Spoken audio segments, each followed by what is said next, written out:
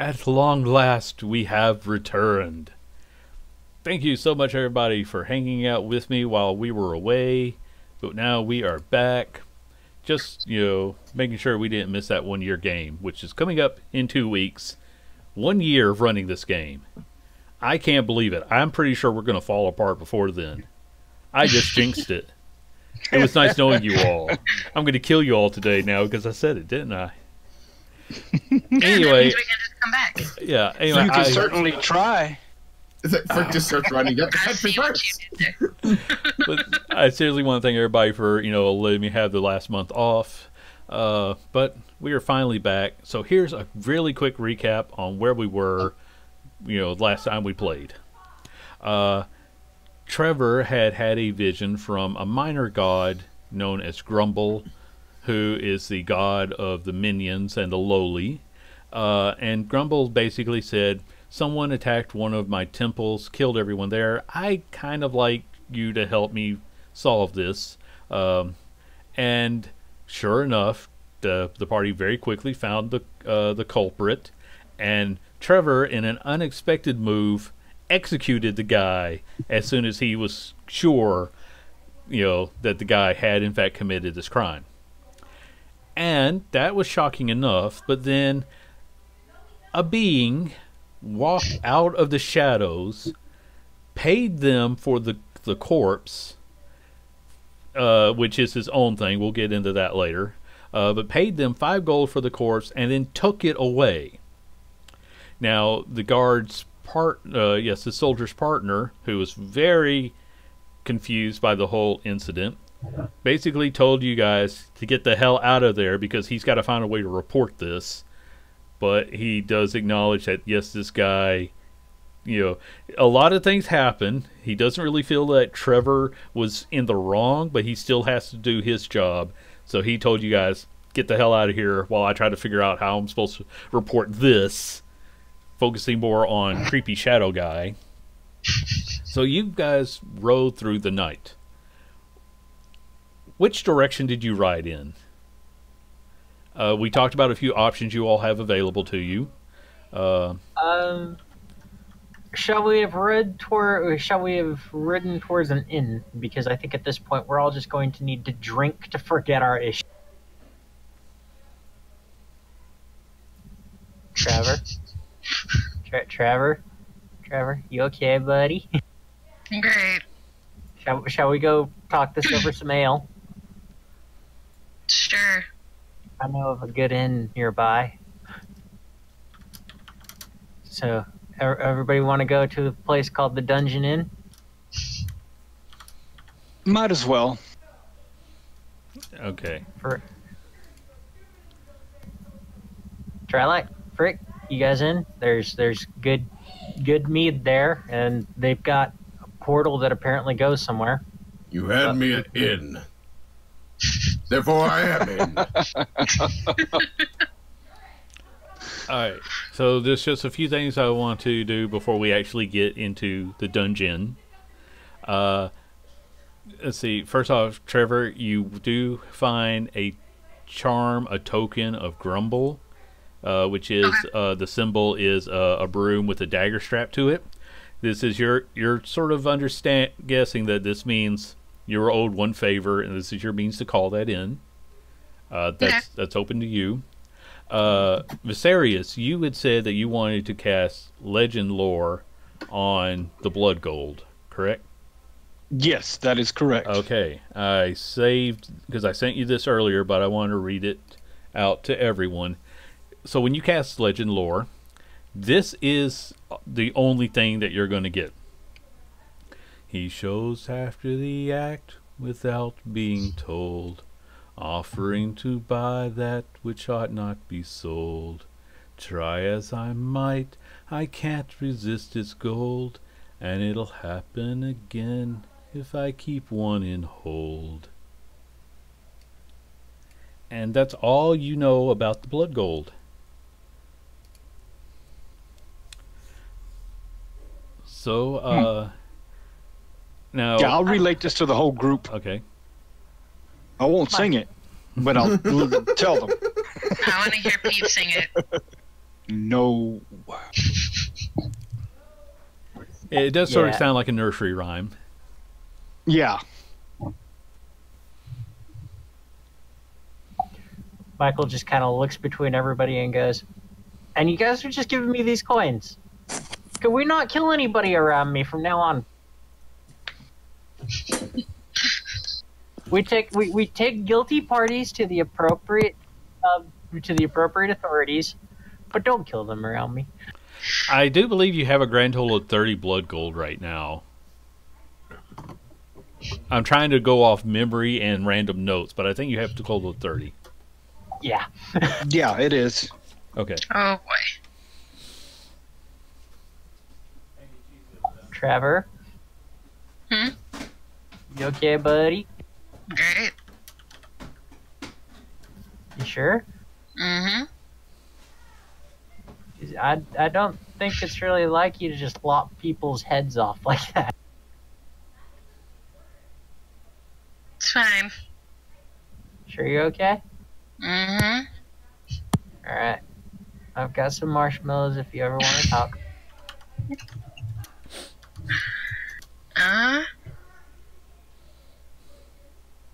They're laced with cocaine.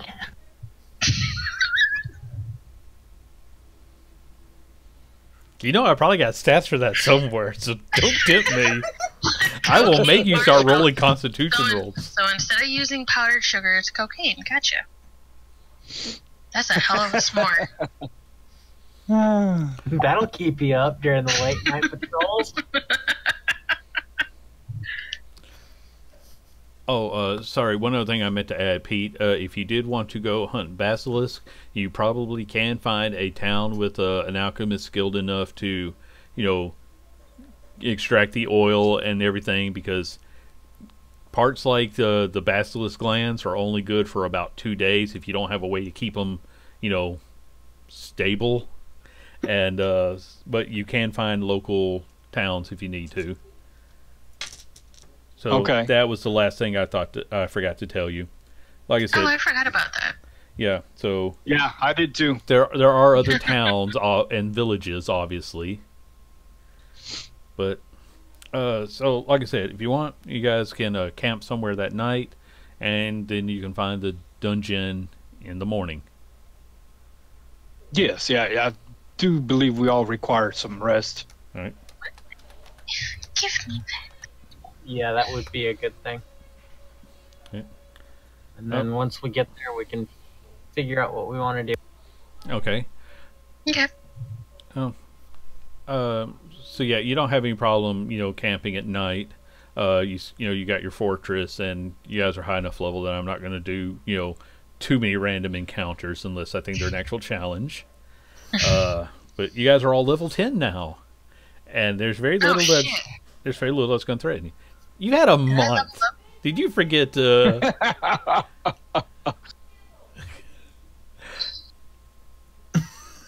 I didn't forget. You got a couple of minutes to try to bump your character up right quick. But yes, you're level 10.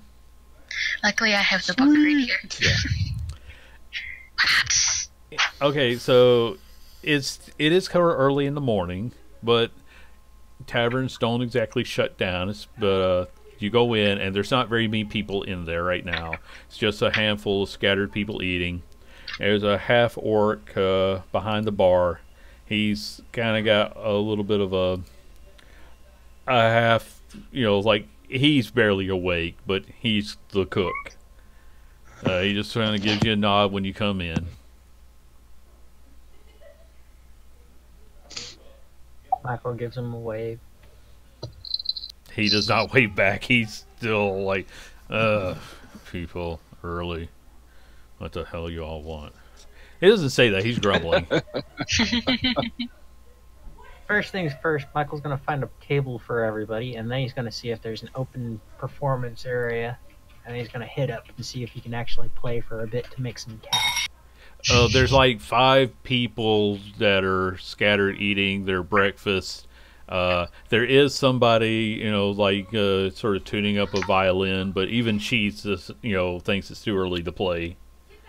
So Are you going to play, Sir Michael? Yes. Okay. No. Good. It is. Let me give you some guidance. Then go ahead and give a performance roll. And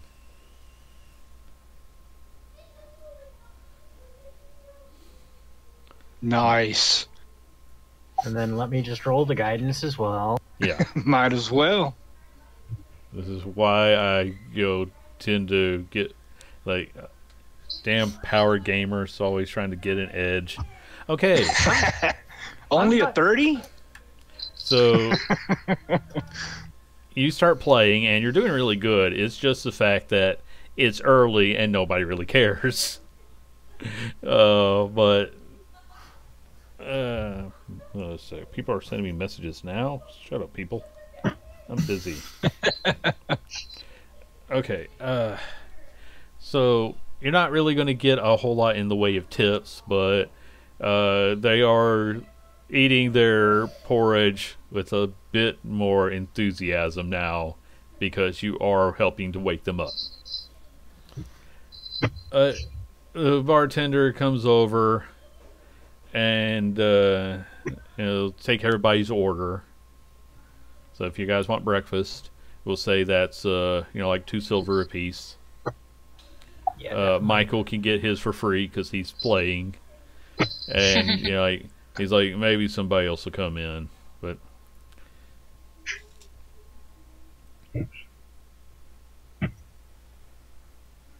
Yeah, that sounds pretty good. okay. Oh, my roll 20 is lagging. I lost Kyle again. I've got him back.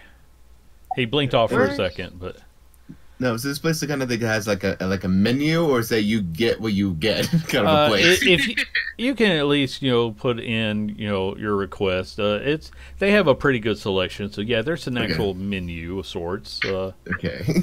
Just wonder how well established is this place. It's a pretty nice inn. For those of you, most of you have probably heard of the dungeon before. It's got a bit of fame to it. It's just that not many people go there.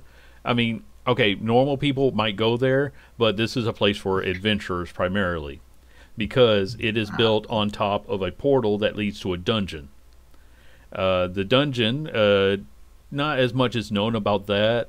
It's just that, if you're strong enough and you want to take on the challenge, you can go there, and for a small fee, he'll let you through the portal. Gotcha. He just, if you go down there, it's all on you. No, so there's no waivers. It's just a verbal contract. Yeah. It's like, hey, I only happen to have, this is a stable portal on my land, so I built a tavern over it. I don't control the dungeon. I don't know who does. I don't know why it changes, but nothing under there is mine. So if you go, it's all on you. Gotcha. He does, of course, keep certain things in storage from sometimes a wizard doesn't want to risk their spell book, so they'll pay him a little bit of gold to keep it, and if they show up again, he'll give it back to them. But after a year, he tends to sell them to somebody else because if you ain't come back in about 6 months to a year, you probably ain't coming back. But the man That sounds so good. the man running the place is known as Zell Gutslayer. Dang. Please tell me he's an orc. He's a half orc. I just beat Shadow War, that's why. It's like, that sounds amazing. For a second, I thought she said, so she's half excited.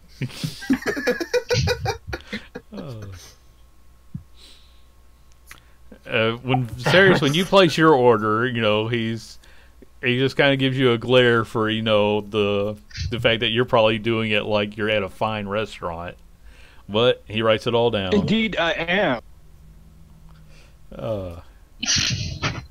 2 L's and in I would Zell, like those but, eggs cooked medium, please. And he'll bring you all your food. Let me give him. I just got some new dice from Valderith, who was my dungeon master on another show, but this is my first time rolling with it. Oh, he rolled a 19 on the die before I add anything. The food is really good. Nice. Good. He's, despite his name, he's a good cook. So, if you have any questions about the dungeon or anything, he'd be the guy to ask. But it's pretty straightforward from as far as he's concerned. I'll ask him. What types of creatures have been found in this dungeon? He just shrugs. Depends on how far you go, and things change down there. So, lots of things have been found.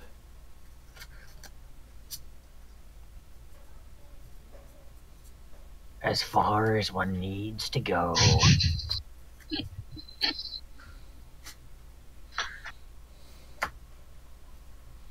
Well, let's see. We've got multiple things that we could do. We could do we could do the portal, or Viserius, you had something that you wanted to do as well. But I'm pretty much game for whatever anybody wants to do. I just wanted us to have someplace warm to get to. That's why I brought us here, because they've got good food. Good food. He's like, trips through the portal are 5 silver. We have rooms for 1 gold a night. And if you need in town, it's a few hours down the road that way.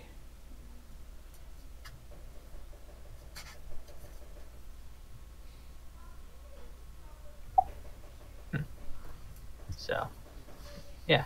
Shall we do the dungeon? Portal thingy? Can't hurt. Yeah, it would be interesting.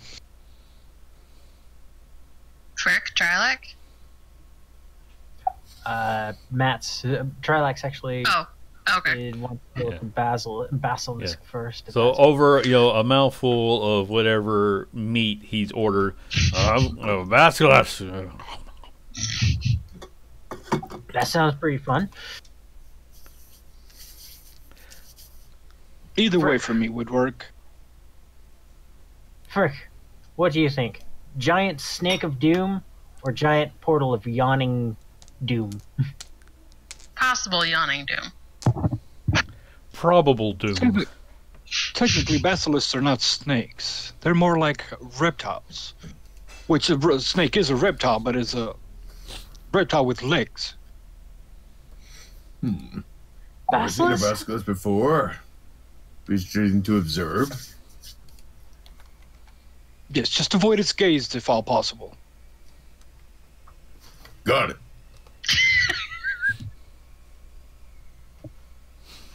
Oh God! Frick! Yeah? You don't have to put your hand over your eyes now. Oh. Oh, so the basilisk's not here. Okay, you should have said something. Frick, it's like 9 a.m. and you're already drunk.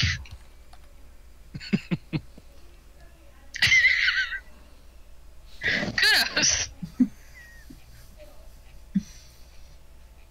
Michael just orders more mead for Frick. You know, there's a term for that, Michael. I believe it's called an enabler. Yes, it is.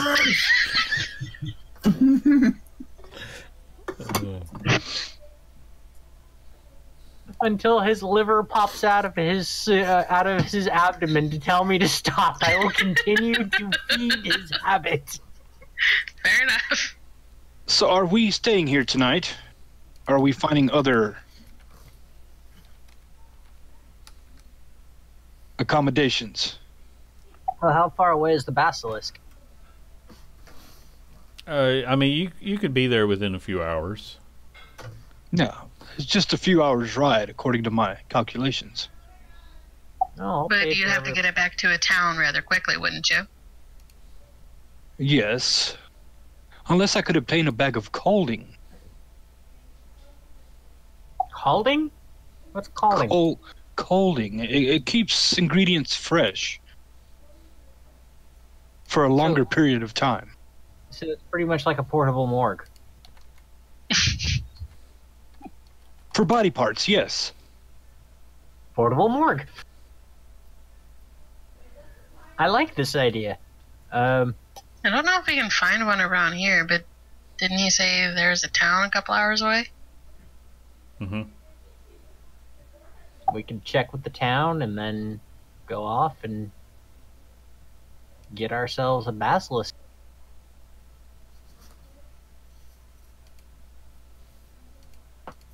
Unless, DM, Yes. out of character question, would the spell Chill Touch actually keep those things cold? Tell me what Chill Touch does, because I might allow it. Just a thought. I mean, Gentle Repose would, but no, that's more of a... No, Yeah. okay, no, that's an attack. I mean, it was a nice idea, but no. It's a different kind of chill touch, as in you're bringing closer to death. Like I said, Yeah. you know, Gentle Repose could definitely have done it. But Yeah, I don't have that one. I know. I'm just saying that, you know, based on where everything is positioned, you could get to somewhere within the amount of time. Right. Like if Rihanna was here, she has a poisoner's kit, which would allow her the knowledge and skill to try and extract some of this stuff. Because, you know, a part of extracting poison means also extracting what you need to cure a poison. I would allow her to, you know, accomplish that. But you can get to an alchemist who can help you either extract the stuff or help you preserve body parts. Because anything that could be hunted probably has some sort of use in the world. Right. Question. Yes. Would we have to be dragging the basilisk body back to a town? You can, if you are able to harvest the parts you need. If you just want to claim the bounty, all you need is like a piece that shows that you killed it, you know, and it needs to typically be something that, you know, like you can't just go and...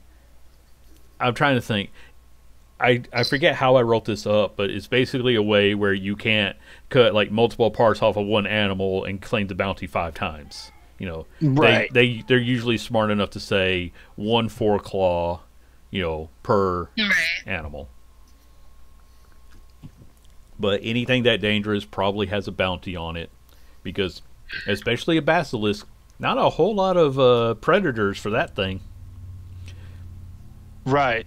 So it's may not be the top of the food chain, but they spread pretty like close. a plague.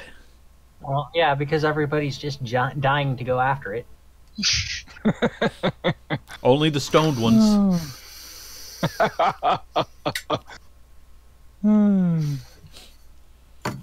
But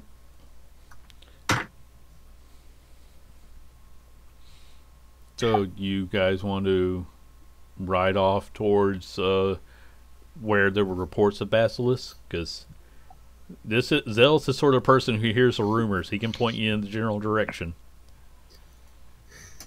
Zell, my good sir, where may we find a basilisk? It's like, you use a lot of big words for anybody before noon. That's But because I'm not drunk yet. he picks up a big tankard. Takes a big swig for those of you without cameras. Like, well, some people said that they saw something along the... There's some caves. Like I said, it's a few hours that way. It's only a few more hours from the town. So if you need to go and pick up something and turn it in at the mercenary's office, they got one of those there too. Would they happen to have an artificer that would sell like a bag of colding or a bag of cold? A what? Bag that you put bodies in. Body parts. Well, you can put body parts in any bag, I suppose. It's a little morbid. Yes, but this bag I've actually known a keeps them couple of fresh. necromancers. Let me try to make this sound less evil and less psychotic. Like, say if I wanted to take something in but not have it rot in the midday sun and keep it cold, like a bag that did that. He holds up a bag. I can put some ice in this for you. I love you. Somewhere in the back, that- Fricka goes, genius! Yeah, but wouldn't the ice melt before we even got there? Probably. That's where you add more ice. He's kind of smart. I need a new bag for the whole meat. I'm thinking like a bag that you can do that with, but it permanently has ice that never melts inside of it. So you want a frozen bag. A magical bag. Then you'll need to make one. Is there a place that would do that in town, though? I've never heard of anybody who wanted a magically cold bag. So, probably not. Is there a person who sells magically made things in the town? Probably. Cool. I mean, they're only a few hours away from a dungeon entrance, so yeah, there's a couple of people who sell things that work for adventurers. But no one has ever asked for a bag of freezing. All right. Cool. Let's go there. Let's go there. Yeah, Try let's to find a give bag that of- place a try. Okay. We'll try town first, then go hunting. Yes. Alright. Because Michael's going to try and get himself a better rapier as well. So you get back into your mechanical horse. A few hours later, down the road, you come to a small town. And like I say, it's large enough that there is a mercenary's office, and you see the various shops that you're probably looking for. There's an alchemist over to one side, a blacksmith is down the road. I believe this is probably the blacksmith down here. And, nice little market.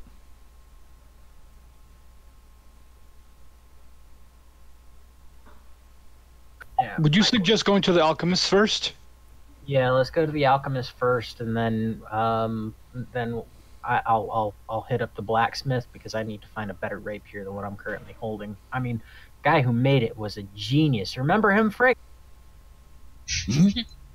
Remember the guy who gave us our stuff when we first all came together? Oh, yeah.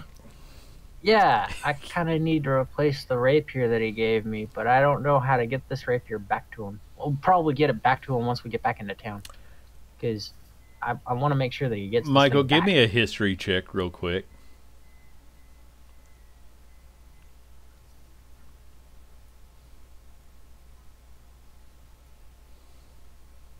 Okay, so you, despite when you start thinking about the half-orc blacksmith who made this for you, you remember he was one of the prisoners that was being employed by Lord Victor.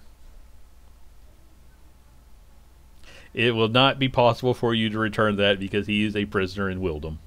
Well, in the capital right now. We need to find him, though. We need to find him.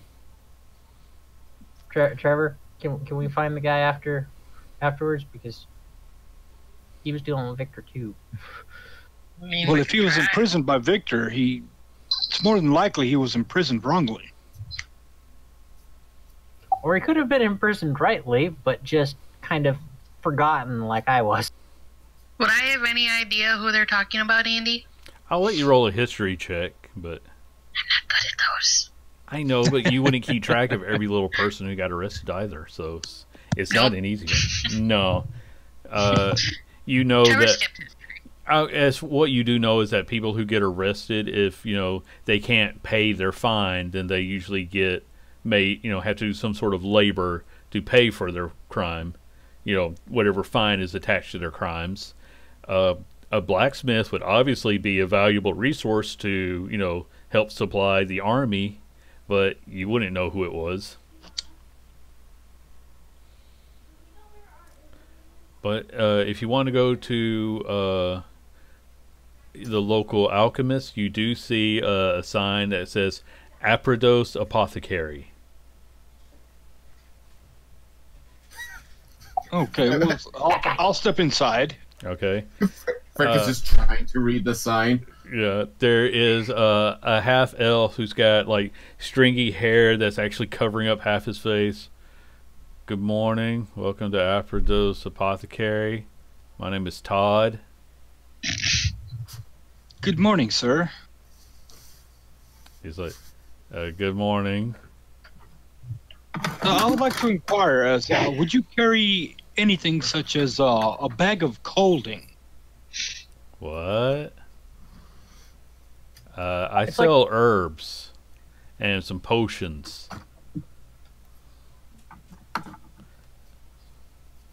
Would you be interested in buying some potions?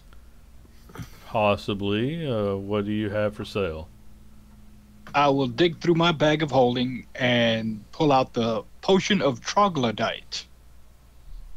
Troglodyte And the- stench, I believe, is what it was called. Yes. And the Um, oil of stonework. I'm gonna just say I gotta look up what those did because they came from your mystery bundle. Yeah. All right, so.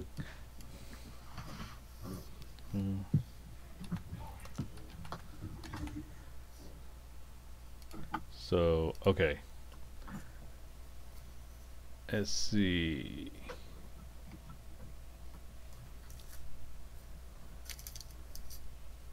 And the potion of stonework. So he kind of looks over those and says, "I'll give you 10 gold for them."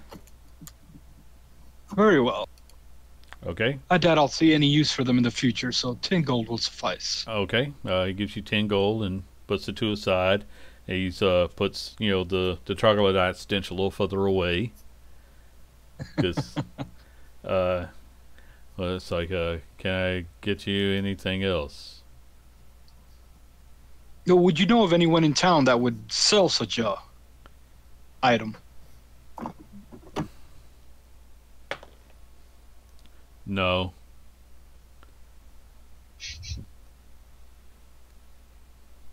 Well, I guess our business is done here. To the Okay. armorer, Michael? Thank you for visiting Aphrodite's Apothecary. Come back when you actually want to buy something.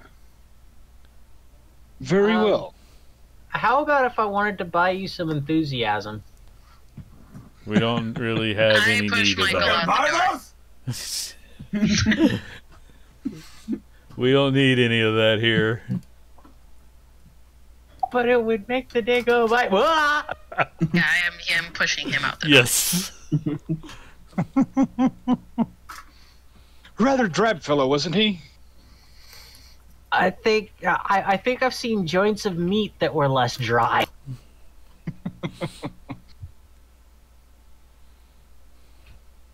So we'll go to the armor smith. Yes. All right. Yeah. No problem finding the blacksmith, and I am just trying to remember where things are for weaponry and whatnot. Okay. Sorry that you're not able to hang out with us today, Matt. I'm just seeing that his He's not in internet's chat. yeah. Okay. Well, in that case, quick question: since you've just lost your only healer, Frick, are you currently attuned to 3 items or 2? I am currently attuned to 2. Okay, because a while back they found a staff of healing, and druids can attune to that. So you have a little extra boost to your healing, guys. It's currently under like the parties. There's a tab for like party items, but I don't think anyone will object to you taking it. No. None at all.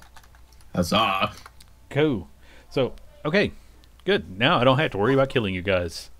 Oh, I forgot that I could sell the rod. Unless Frick turns into an animal, then it's just like, well, you can't use it now. Yeah. You just use it later to bring them back. When Tarek is here, he actually has some resurrection magic. Okay. Yeah. Anyway, so you wanted to sell something, Michael?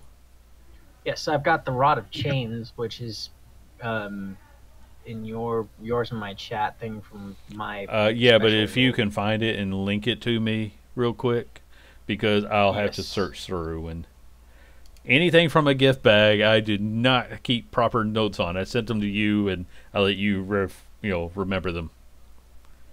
Okay, so you come over to the blacksmith. He's got a decent selection of items, and you want to sell this. And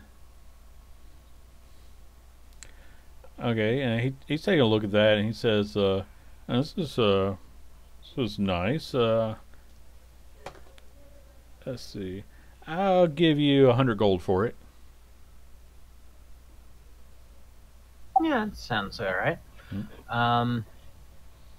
I'm looking for a rapier that's a bit better than the one that I currently have. He holds up the silvered rapier that he's always got with him. Okay. He's taking a look at it, and it's like, it's good craftsmanship, but I take it you're looking for something with a keener edge to it. Yeah. Okay. Well, let's see. He's going through and he's showing you, because he's showing you some of the items that have finesse to them. So he has some scimitars, and he does have a couple of rapiers. I'll look over the rapiers and see if any of them are just that And bit more. it's like, we also sell some whetstones. You can sharpen them up, but he does have one that's just a +1 rapier, if that's all you want. Yeah, that is kind of what I want. That's exactly what I want. Okay, so that is going to be, since you brought him something interesting, he'll let you have that for 200 gold. So with the trade in, that would be 100 gold. Yeah, Michael will do that. Okay.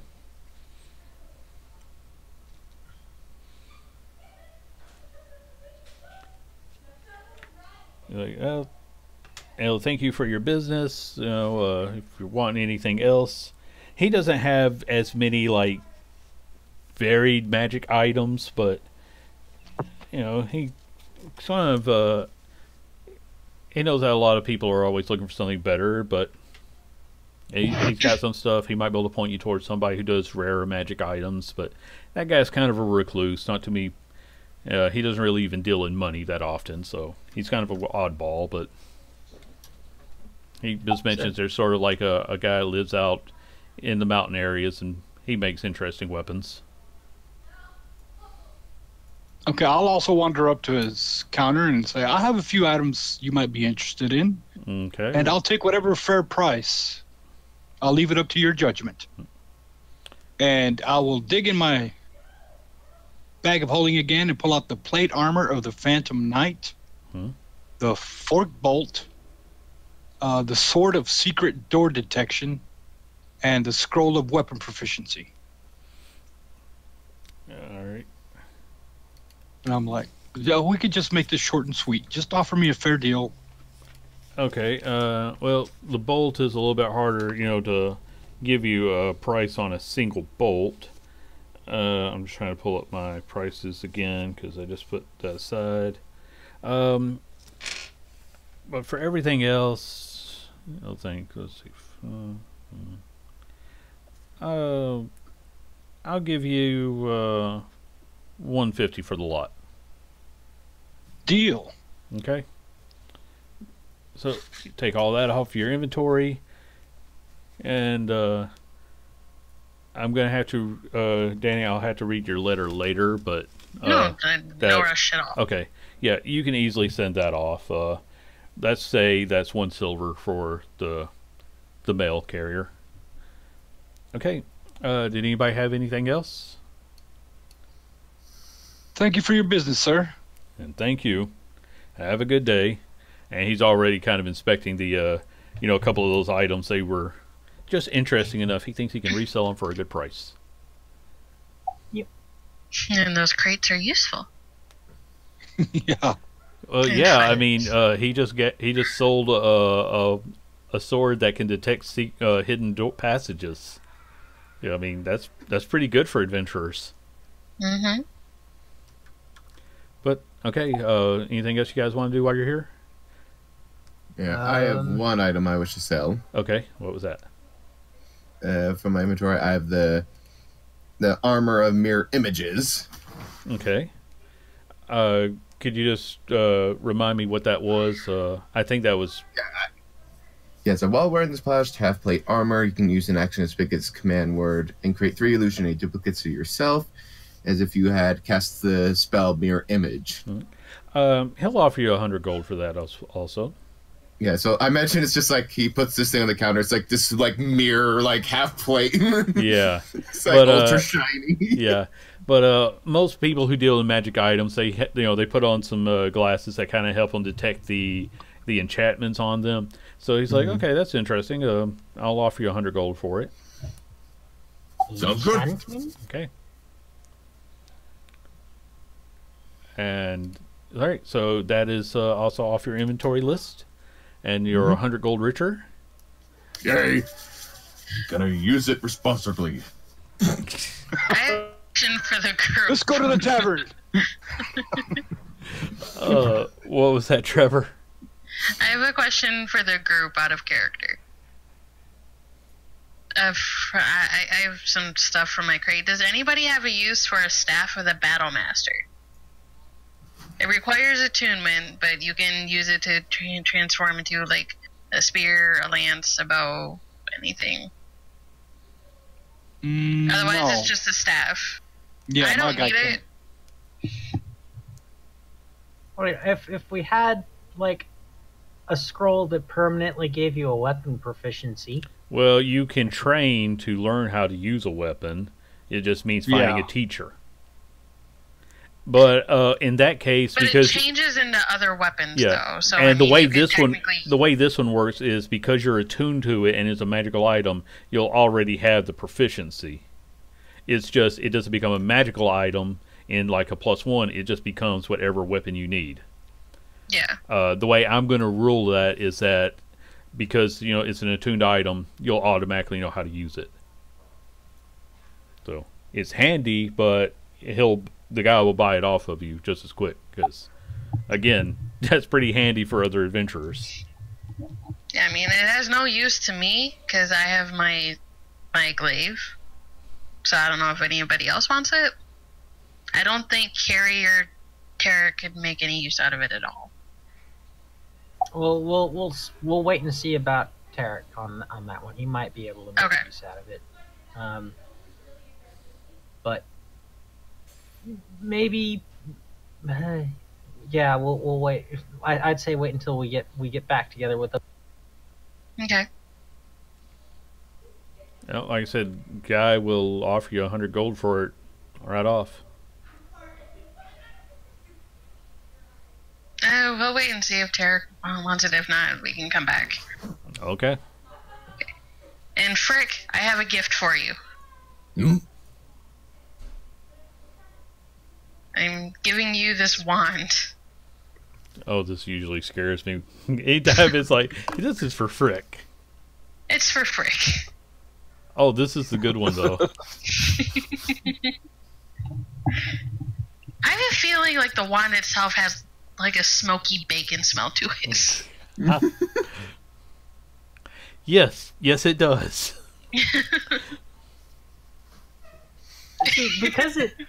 because it transforms into if you roll a 1 on it, because it turns into a smoked sausage itself. I would think that would smell more like linguiça, which is like a smoky paprika sort of. It smells like sausage links.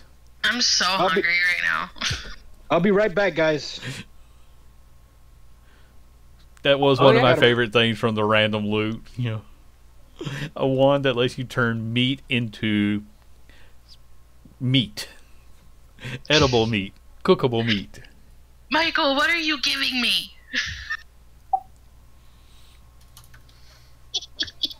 But I can't wear it, though. I'm already attuned out. That one doesn't need attunement. This ring? Oh, the wand. Sorry. Oh, you know, if Yeah, sorry, I didn't. Michael gave something to Trevor, but I can't use it. Oh. It makes sense for Trevor to have it more than Michael. Yeah, it looks pretty.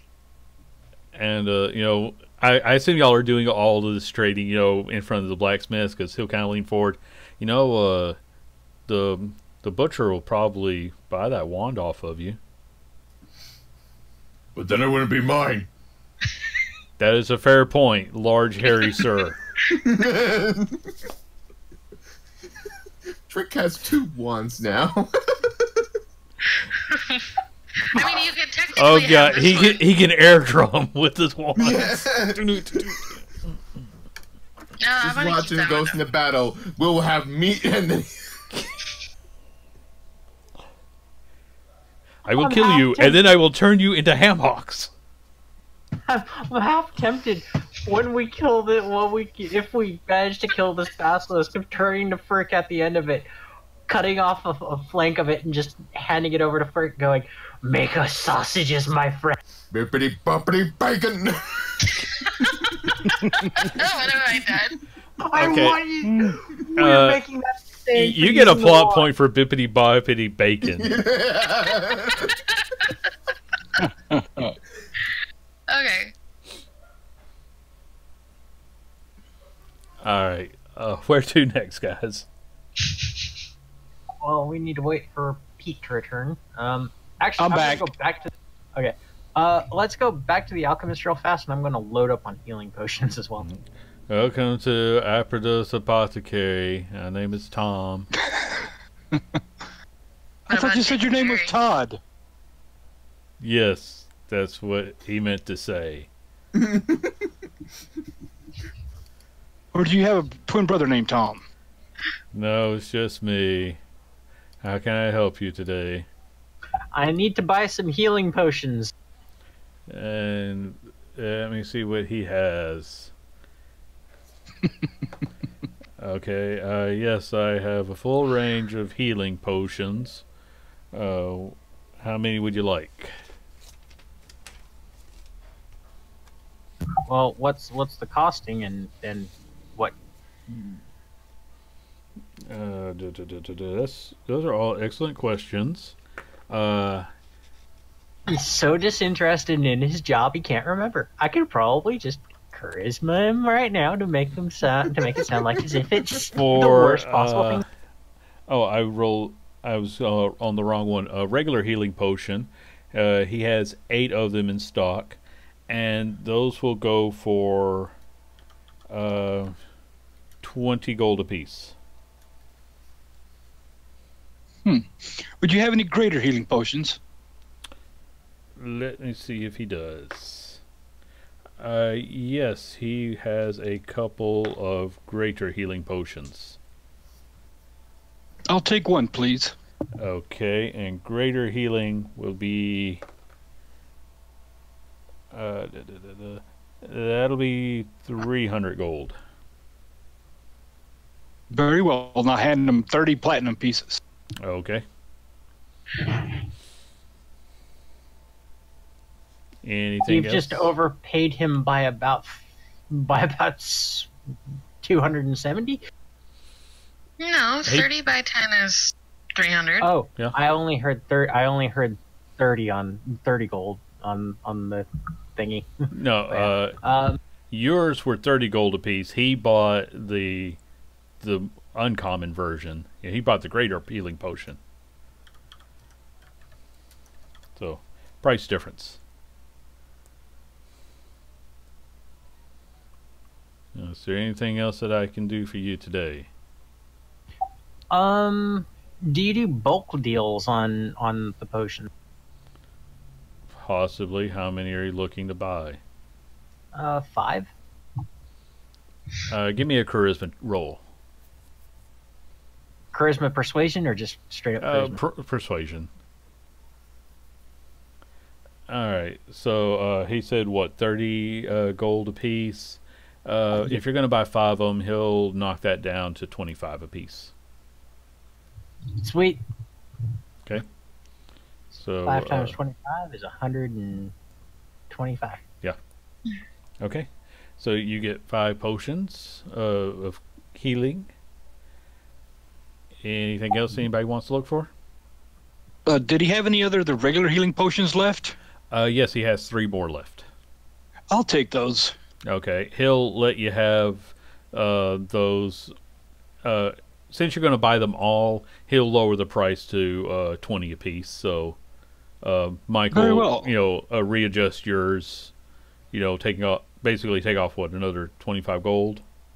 Yeah. So let me just grab my calculator wherever the heck it's gone off to. I'll hand him all. How much was it? 20 apiece? Yes. Yeah, 100 Yeah, I'll hand him 6 platinum pieces. Okay. This arcane calculator. Just hand him 16 platinum pieces. Because you've already paid for one. If you hand him that many more, it's gonna be huge. So you Well, you bought for 125. Instead, just give just 100 gold for your 5 potions. Okay. If you already subtracted, then just add 25 gold. 'Cause- There we go. all right. This is why I hate shopping episodes. I have to do more math, and I have to play 5 different people. Okay. Now back to Todd. Is there anything else I can get for you today? No, thank you, Tom. Is Todd. Oh, I hope that your adventures are magical and that you survive to come back here again one day. We Thank always you. have plenty of potions and herbs for your adventuring needs. Yes. Thank you very much. As there and before Michael sticks his foot into his mouth once again, he will just quickly head out the door. You just bought a few hundred gold worth of potions off of him. He's willing to tolerate your enthusiasm slightly more. Yeah, but if Michael stays in there any longer, he's going to try and stuff one of the healing potions down Todd's throat and try to revive the guy's sense of what. Yeah, let's not do that. You don't have enough resurrection power for that. He works in customer services. It's gone. It's buried in the back. His name is Doesn't come Todd. back. He was born with no soul. Is he ginger? No, he's just emo. Oh God! No, he's So a hipster. Oh god. Yes. Michael, We have to kill Todd. What, was that not obvious by his name, Aphrodite Apothecary? No, it wasn't. But now Michael rushes back in to grab Trevor and pull him out. Wait, why Oh, am I being dragged out? I didn't do anything. Because you stayed here for long enough, you're going to want to kill him too. If only you're someone who had dealings with the underworld were here to find out all of his secrets. But anyway, We don't need that. We've got a bard. We've got a bard with a lot of persuasion. All I need is just a couple of drinks. Yeah, but someone who actually knows how to find the underworld. You're a little too bubbly to be dealing with murderers. Oh, You're boy. Michael Bublé.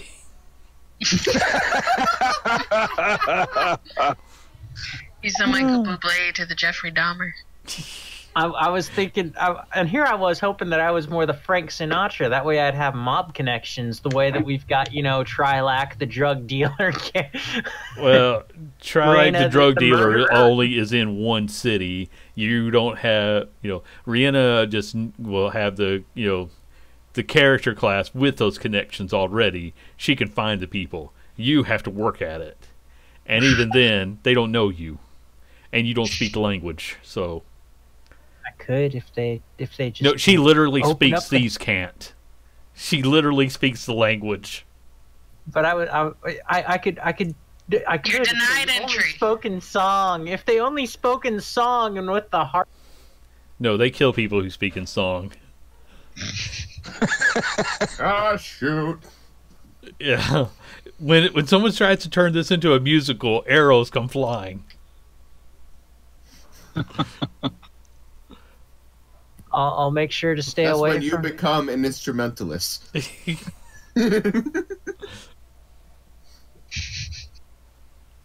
wonder if you fill a bard up with arrows, does that mean that he becomes either a harp, or does he become like a drum? He becomes dead, Yes, Michael. He becomes dead. exactly. Okay. But anyways, Go find the roughest bar you can and start playing and see what happens. I kind of want to see this. I'm not gonna lie. let's just try to find a bag of holding first. Is there an artificer somewhere in this town? There is some people who, there is a shop that specializes in things like that, but he's going to give you the same look everyone else has. They've never heard of a bag of holding. Like, it's an interesting idea, but it doesn't exist in the world. What Well, would it it seems take? like we were sent on a wild goose chase. No, you started asking, hey, where can we find someone who makes magical stuff? He pointed you towards the town. But even then he said, I don't know anybody who's ever even heard of something like that. They all say, hey, that's an interesting idea, but I've never made one before. What do you Cyrus will think it pull would out his take, notebook. I'm sorry, go ahead. Michael, to the artificer guy? What do you think it could take to make one like that? A few months of research and a lot of gold.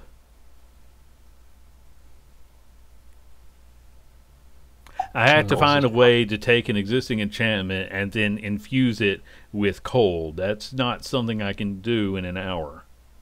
How much gold are we talking about here? I don't know. You're going to have to fund my research for the next few months. So, starts doing math. Say about 200 gold. Michael just plops that down on the desk right in front of him. Okay. This is the DM speaking for a moment. This is a small town outside of your normal area. You're welcome to pay this guy 200 gold to, do his research for 2 months or for about 3 months.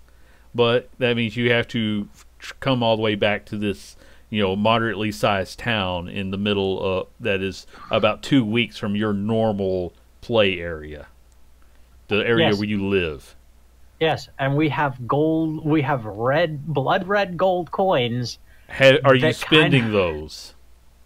Have you spent No. any of the blood gold? Okay. No, Okay. I just want to make sure that before I write down this note, you understand that in 3 months' time, you have to come back to this little town, which I haven't even named yet. We're going to call it Orswell. can we just call it Orwell? No, Because it's we're- Orswell because ore comes through the town, and this is a distribution point for a local mine. Orwell makes sense, and we could be speaking with George. George was the mayor, but he died of consumption a couple of months ago. Did he say Rosebud? No one was there to hear. But you get a plot point for being clever. Okay, bag of colding has been paid to be researched here.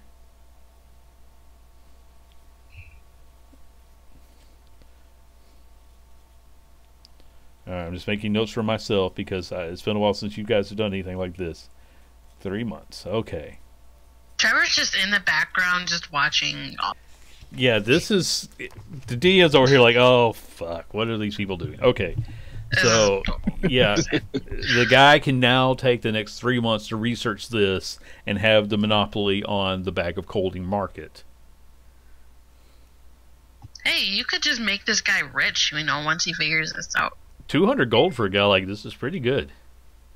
I mean, you're paying him the fee, I think a skilled hireling is 3 gold a day, so that's what you're paying him for the next 3 months. Is that's his that means he doesn't have to do anything but research this one thing. He'll get somebody else to run to the front of the shop for him while he goes back and he works on this interesting new thing that this crazy guy just came in off the street and just, okay, here's 200 gold. Figure out how to make it. That's that's the dream for a guy like this. He's pretty happy with you. So yeah, we're off to go. The basilisk. Looking around to everybody else. A basilisk hunting we will go. Let's. Make him do a performance. I believe that is only fair. The guy says, well, I'm glad you paid me up front. I hope to see you in 3 months. I'm very glad I did that as well, and you use that time wisely. So he's already doing notes. Okay, so you guys want to go and track down the Basilisk Cave? Yes. Okay. Well, so you get back into your cart, which always gets a few stares because, you know, you're now the rich adventurers who are driving around in a mechanical horse-drawn cart. But you... I feel like I'm playing an RPG and we're just fast traveling everywhere. Basically, yes, because what's the point of me having you guys, you know, face every little thing on the road? I have some of those planned. It's just funny. So. Yeah. Okay. So you come out to a cave, and I'm going to say you guys are over in this area, in this very far corner. And you've already started to see the signs of, you know, some petrified creatures along the way. You know, it could just be like maybe somebody dropped a statue, and this is the little bits of it that are left. But you got enough people here that would understand this is probably near Basilisk. So you start being on your guard, and that's when you all come up to this area here. Mage armor. Okay. And let me get the stats for a Basilisk. Because... Alright. So I'm going to say that, you know, at the very edge of the map where I pointed out, that's the spot where you've got a little bit, you know, you haven't quite come out, you've just come out the edge of the trees. So, you know, they're munching on some things right there. But if you come any closer, then you risk being seen by them. So, if you want to move forward, you'll need to roll stealth. Michael just looks between everyone. So, I've got a very, very clever little thing that I could do to try and lure one of them away. Well, let's hear it. I have been watching some of what Rated. Bless you. Bless you. Bless you. I've been watching some of what Raina does, and I managed to pick up quite the handy little cantrip of hers. So I can launch a bolt of force about 120 feet.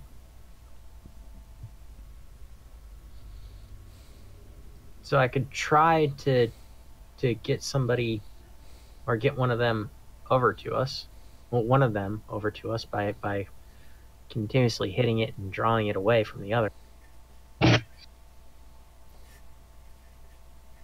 Yeah, if you could get it to within 90 feet, I have a spell that would render it paralyzed. So we work this way and then use that on each one at a time. Well, depending on the number there are, I mean, we only need the ingredients from one. Why not have two just because there might be a bounty as well? True. It's a good point. Then plus it's always good to have multiples. Plus, look around, it looks like as if they've just been eating up entire populations of heroes. Granted, yeah, just entire populations. Wow. If you want to try and identify any of them, first off, you're going to have to get closer to them. But I'll let you do, some sort of check to, if you're curious as to what they've eaten or who they've eaten. I'm curious as to who they've eaten. Okay, but that means you got to get closer to the body. Because, like, your way up here, it was random things that, could have been, local animals and stuff too. But these are the ones I've already put out. So I'll let you roll. In fact, it might be better if we already go ahead and roll initiative, just so I've got an action order.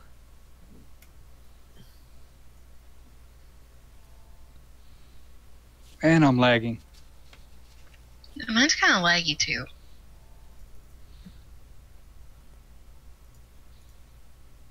Well, even though he's lagging, he's still going first. And we just lost Frick, who is now back with us. Everybody's having some internet trouble today. Mm-hmm. I think it might be Roll20 itself. Probably. Okay. This would be a good time to mention to everybody, go to NordVPN. We're not being sponsored, so I don't have any real say on that. Frick, do you have an initiative roll for me? You got it. Oh, there it is. Okay. I'm going to go with Viserius just because his did come through first, but then it's going to be Frick.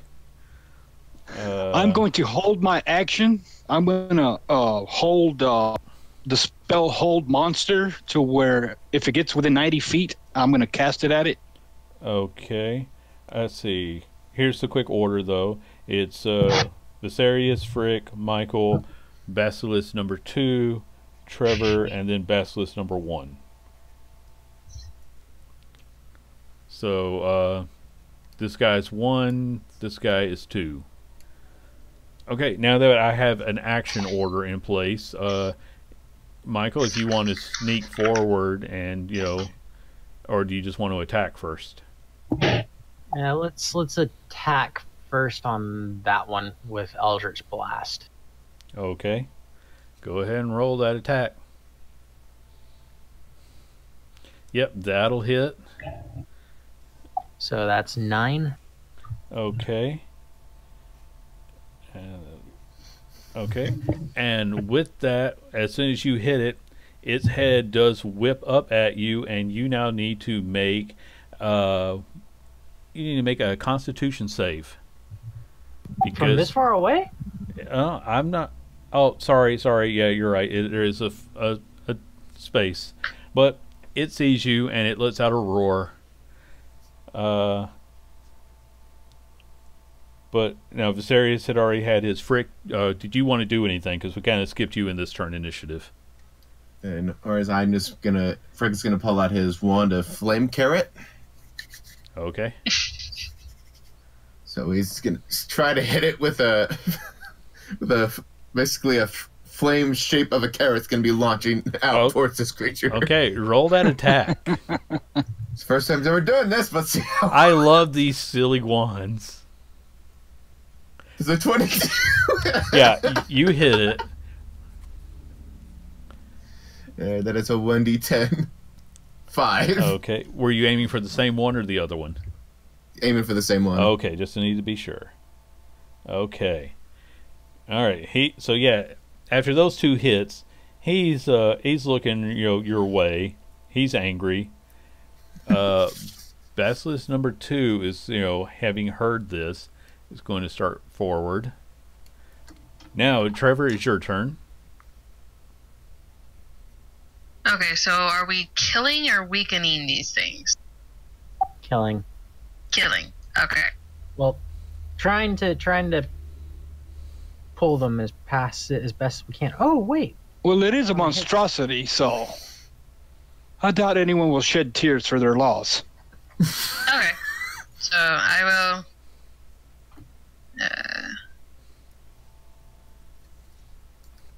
Oh, I should have made 2 rolls because one is because at level 5 it's supposed to become 2 beams and I'm level 10. Okay, go ahead and roll the second beam then. Sorry about that. No problem. See, Eldritch Blast, Yeah, Flaming that Carrot. hit. Eldritch So Blast. okay, That's 3. It's coming up with quite the combo. okay, and then Trevor, was that all you wanted to do? Was just move? Yeah, because I have to dash to get. I'm Okay. gonna like avert my gaze or whatever. Yeah. And just wait till they get. I'm going to hold my attack till one of them gets in my. Okay. Well, then, you said you didn't avert your gaze? Yes, I am going to avert it. Okay. In that case, you do not have to make a roll. But you can't actually, you have to basically look down. So if they get any closer, you might be at disadvantage on attacks, but I know. you don't have to We're make good. yeah, okay. In that case, we are back up to Viserys. Okay, well, I'm going to move 5, 30. Well, I'm trying to avert my gaze. Mm-hmm. And let me see here. Yes, he's within range. So I will cast.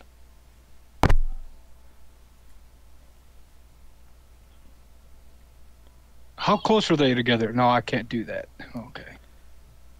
All right. So he is just outside of your range. So I'll say that if you're casting and you want to look at him to get, it means he. It's a 90-foot range. Yeah. Well, you're okay, but I just want to let you know for future reference, if you're averting your gaze, then they're going to gain advantage on whatever, Okay. thing, because Yeah, that's fair. you need to be able to focus. But you're outside of his range, but within inside of your range. So what does he need to roll for this? It is Wisdom? Yeah. All right, and what is his 16 DC? is the DC. Okay, well, he failed that, so he is currently paralyzed. Okay, so Basilisk number 1 is unable to move at the present.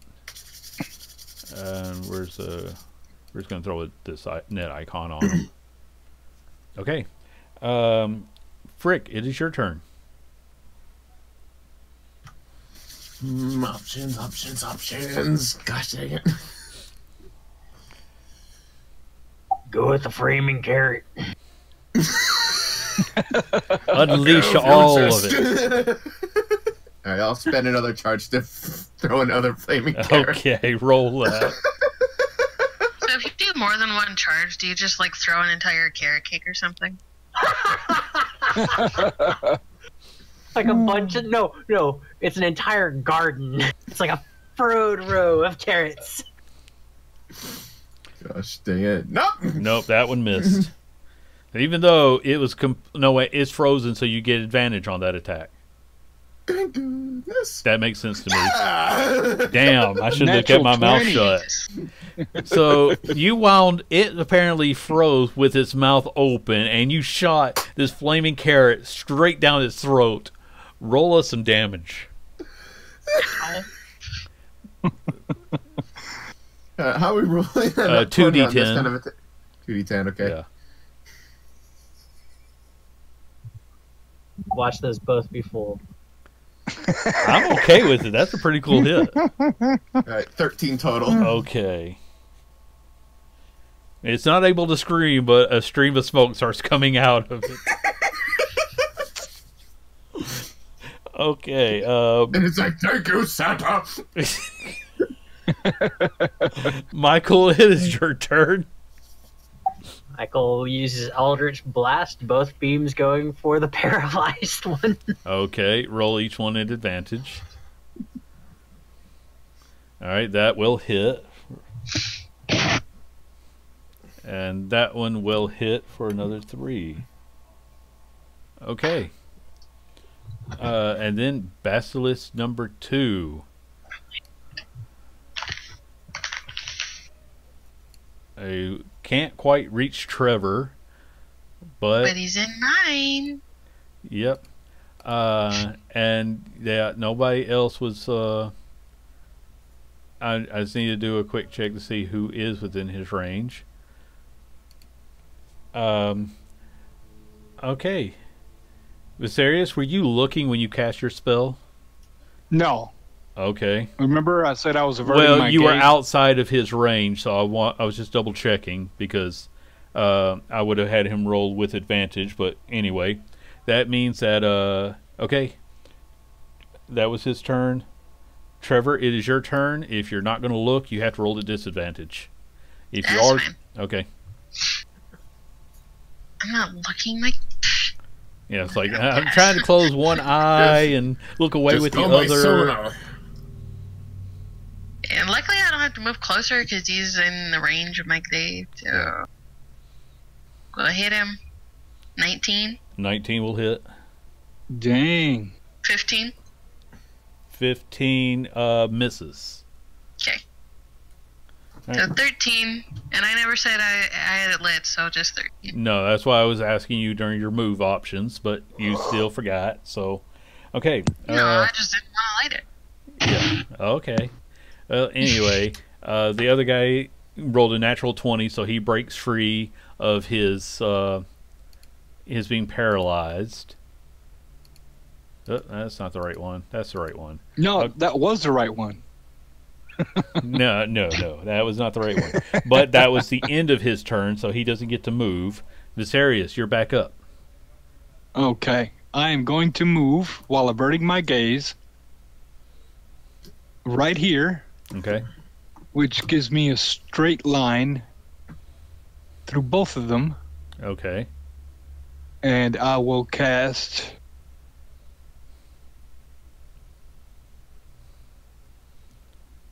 All right. So they both need to make a dexterity save. Like I said, it's because you're looking away, they're going to get advantage. And they need to beat a 16. Yep. yes. Okay, number 2. Neither one's going to make the save. So they both take 29 points of lightning damage. Okay. Number 1 over here, he starts to smoke. And this other guy is really pissed off. Really, really pissed off. Frick, it is your turn. I could just imagine just like once he sees it starts moving, he's just like still fumbling with the wand, like more carrot, more carrot. Do you have any more Just don't carrots? hit me, please. I have 5 more carrots on this one.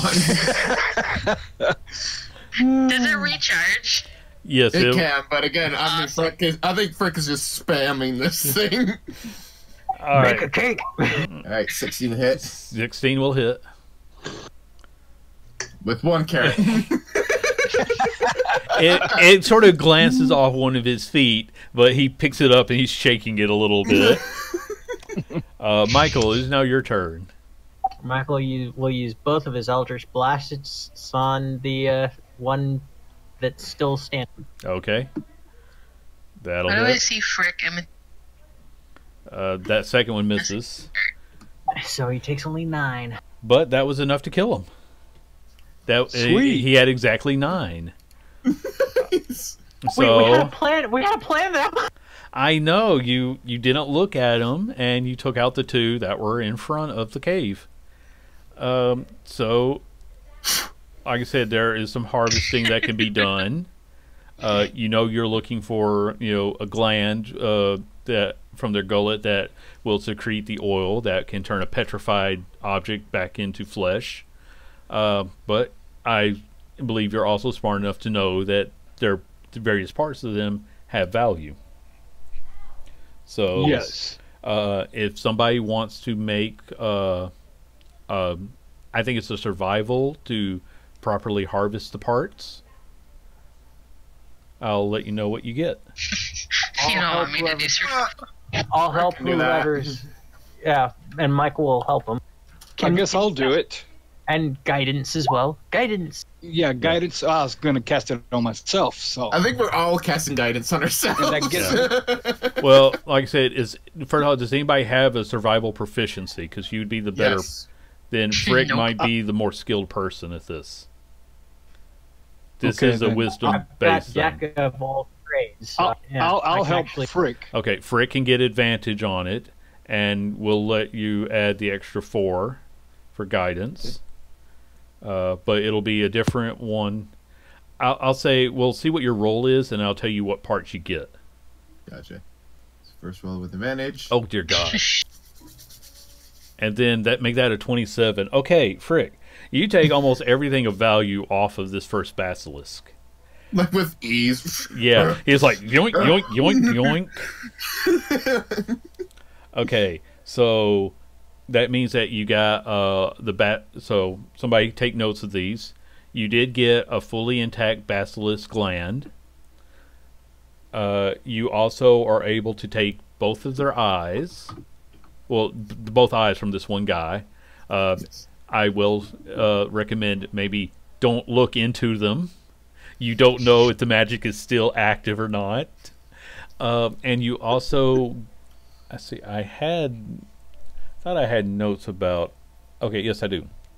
All right, and you get. Let me see how much hide you get off of him, because I have notes for these sort of things here. Okay, because of the amount of damage that he took in the fight, you're only going to get about 3 yards worth of basilisk hide, but you can add that to your list. How much worth of basilisk hide? 3 yards. 3 yards. Yeah. So their front yards are backyards. They're football yards. Because we don't. They're football. Backyards. It's like football yards, and it's just like 3 football yards. Okay, now give me a roll for the second one. And I'll also help him with that Yes. and give him guidance. I imagine you just got the hand on the shoulder. Okay. Yeah. This is where you Like party right there. Yeah, you're channeling arcane incantations for can't understand. All right. So make. All right. Goodness for the advantage and guidance. So this one 13. was definitely not as good. You ruptured the gland because you stuck your knife in and you just cut right through the gland. And one of the eyes was probably damaged in the fight, and you took the other one out with a little too much force, so the eyes are no good. Let's see how much hide you can get. You did get you got 3 more yards of basilisk hide. This one was probably in better shape because you shot it through the mouth at one point, but you're a little jittery, I guess. You can describe how you butcher this one because you literally did butcher it. I bet it was just a little bit of overconfidence. Yeah, it's like Since the first one went so well, it's just like it's like I'm gonna Ginzu this one. Yeah. Okay, so you got a grand total of 6 yards of basilisk hide. You got 2 eyes that are in good condition, and you got the gland that you need. And now on top of that, you also know that cutting off the end of their tail will count for the bounty, and that is just a simple thing because you don't need a roll for that. You just take the tail. Now, I'm also going to say go ahead and give me a perception check, guys. I see everything. No. Michael is hearing a tune in his own head. All right, Trevor and Frick. You hear the echoes coming from the cave that tell you there are more of them inside. Now, you did really well here, so, but you know that there are other ones inside, and it's kind of hard to tell with echoes, but Frick, actually, no, you both did really well, so I'm going to say you're both pretty sure that there's a lot more inside. One of them, maybe 2 of them, sounds a bit deeper than the rest of them. But again, maybe that's just acoustics.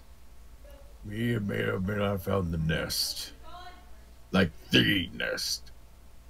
Oh, There we go. Can we collapse the cave and seal them all in? you could, but these are things that eat rock. Oh, I forgot that. Yeah.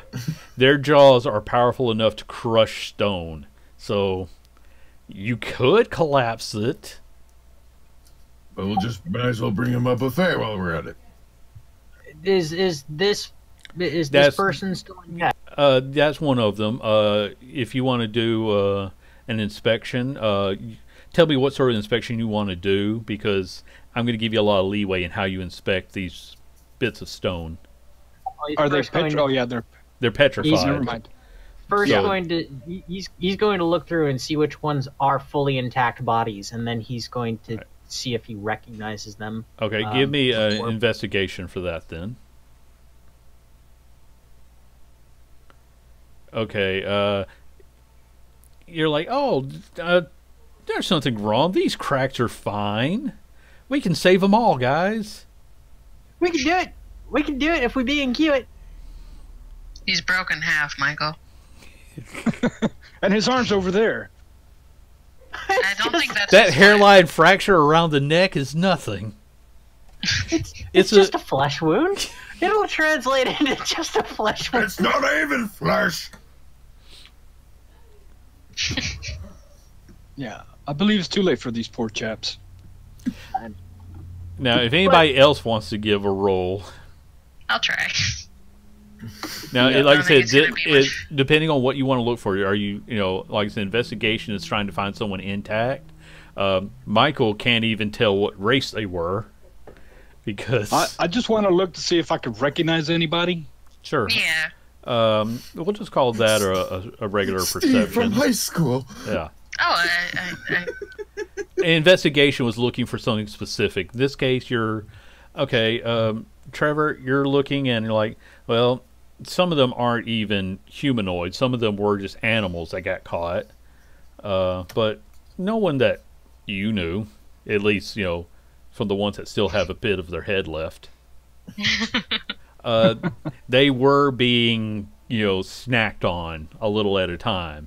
So it's like there are pieces missing, but you can't really identify any people. And with those particular roles, I'm going to say you can't even really be sure of races of some of them. Like, hey, Okay. here's a claw. Was this claw humanoid or was it just a very large predator? You're not really sure. Can Michael pull this sword from the stone? It's a broken sword. It looks like something probably bit it in half, and when it realized it wasn't, something it wanted to eat, it just spit it back out. He's still gonna grab it though, just because. it Okay, might you be have one something- broken sword. It'll count as a dagger if you want to use it as a weapon.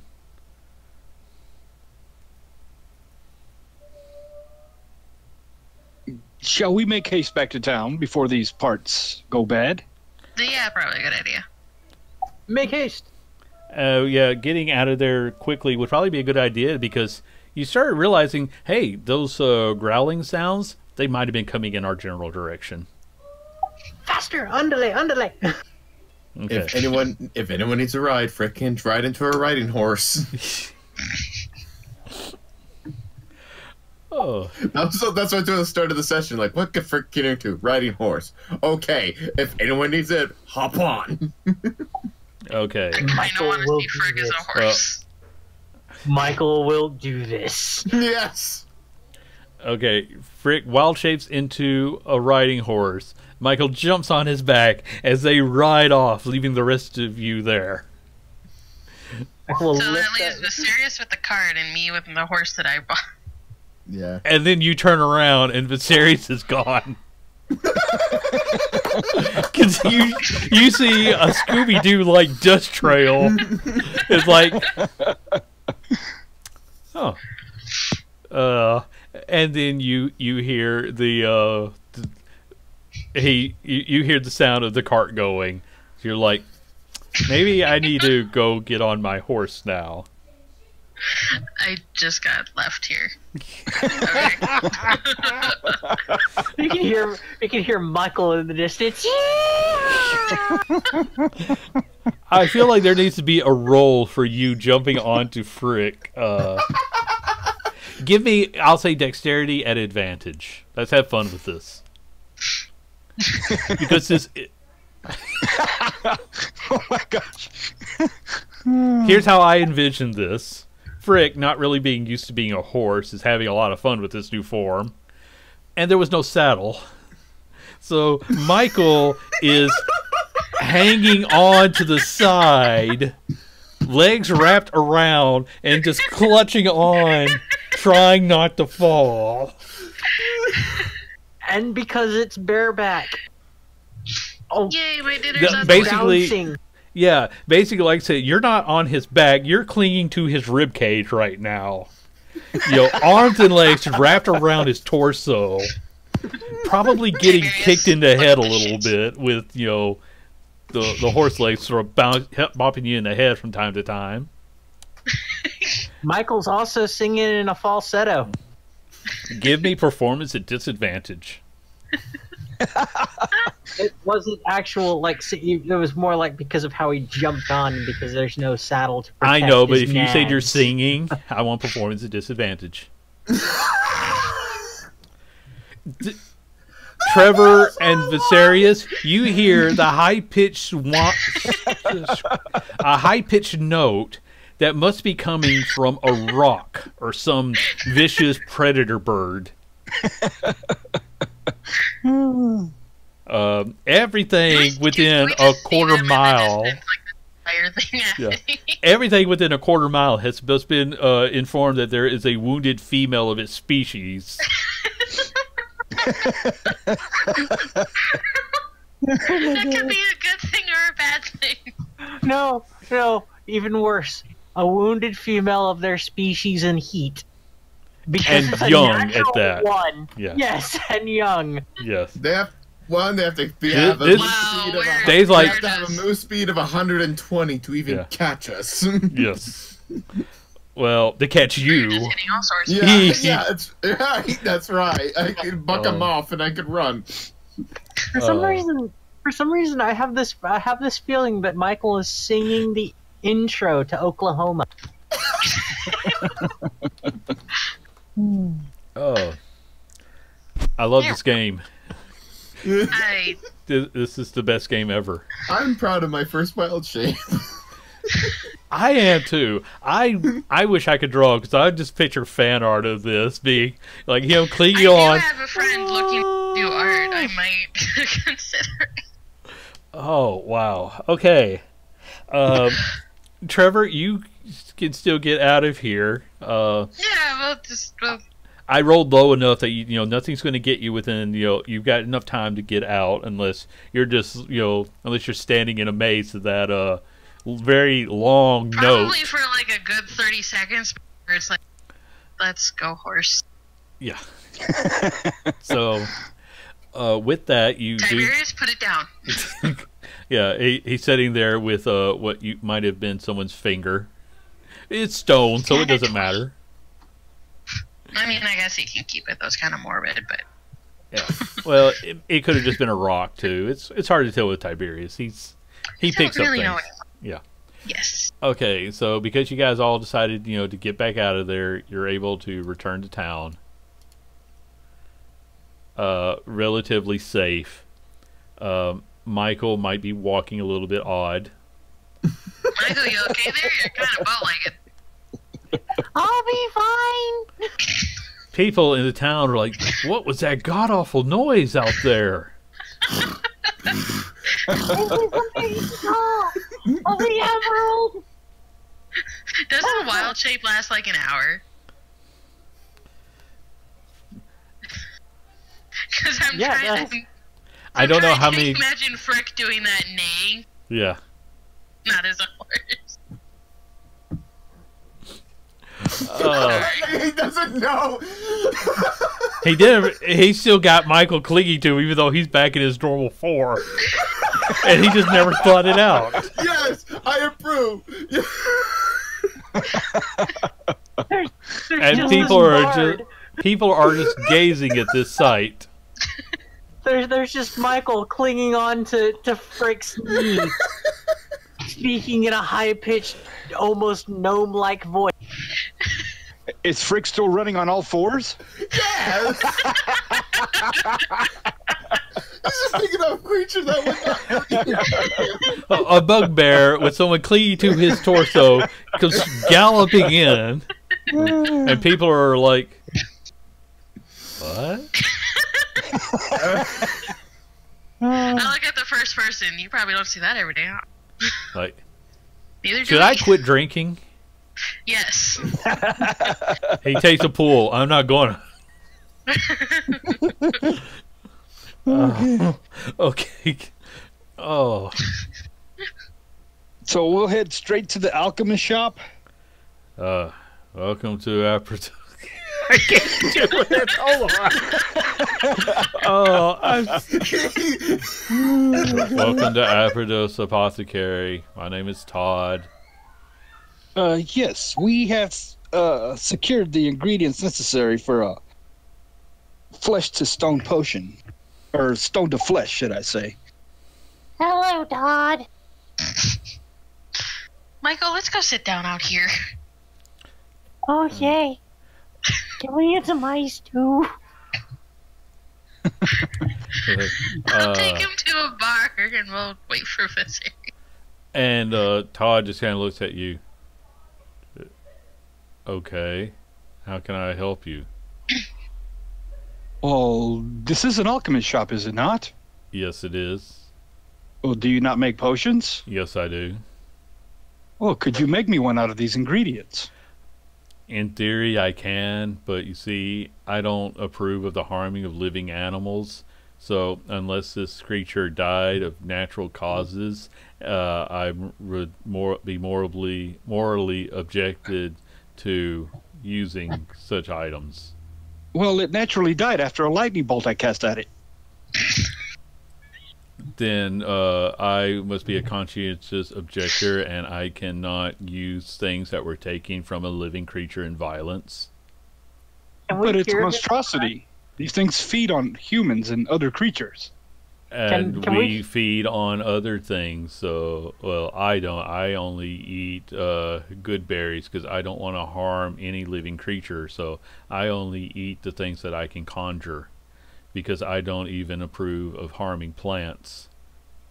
Andy, Well, you have then no idea how much I want to punch you in the face right now. I suggest you conjure yourself a brain and I walk out.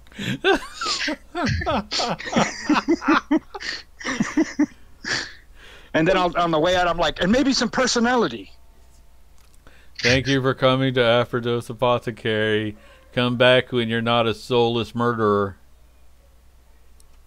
We will, when you've got a personality Oh. and the ability to bite my ass. We're in the bar. Stop And- shouting. And there's so many other things I have planned for him, but you may never come back. You're the one that made him an annoying friggin' vegan hipster. Yeah, I You're not did. even vegan. What the fuck is that? A conjuring? I don't know. Eat it. Good.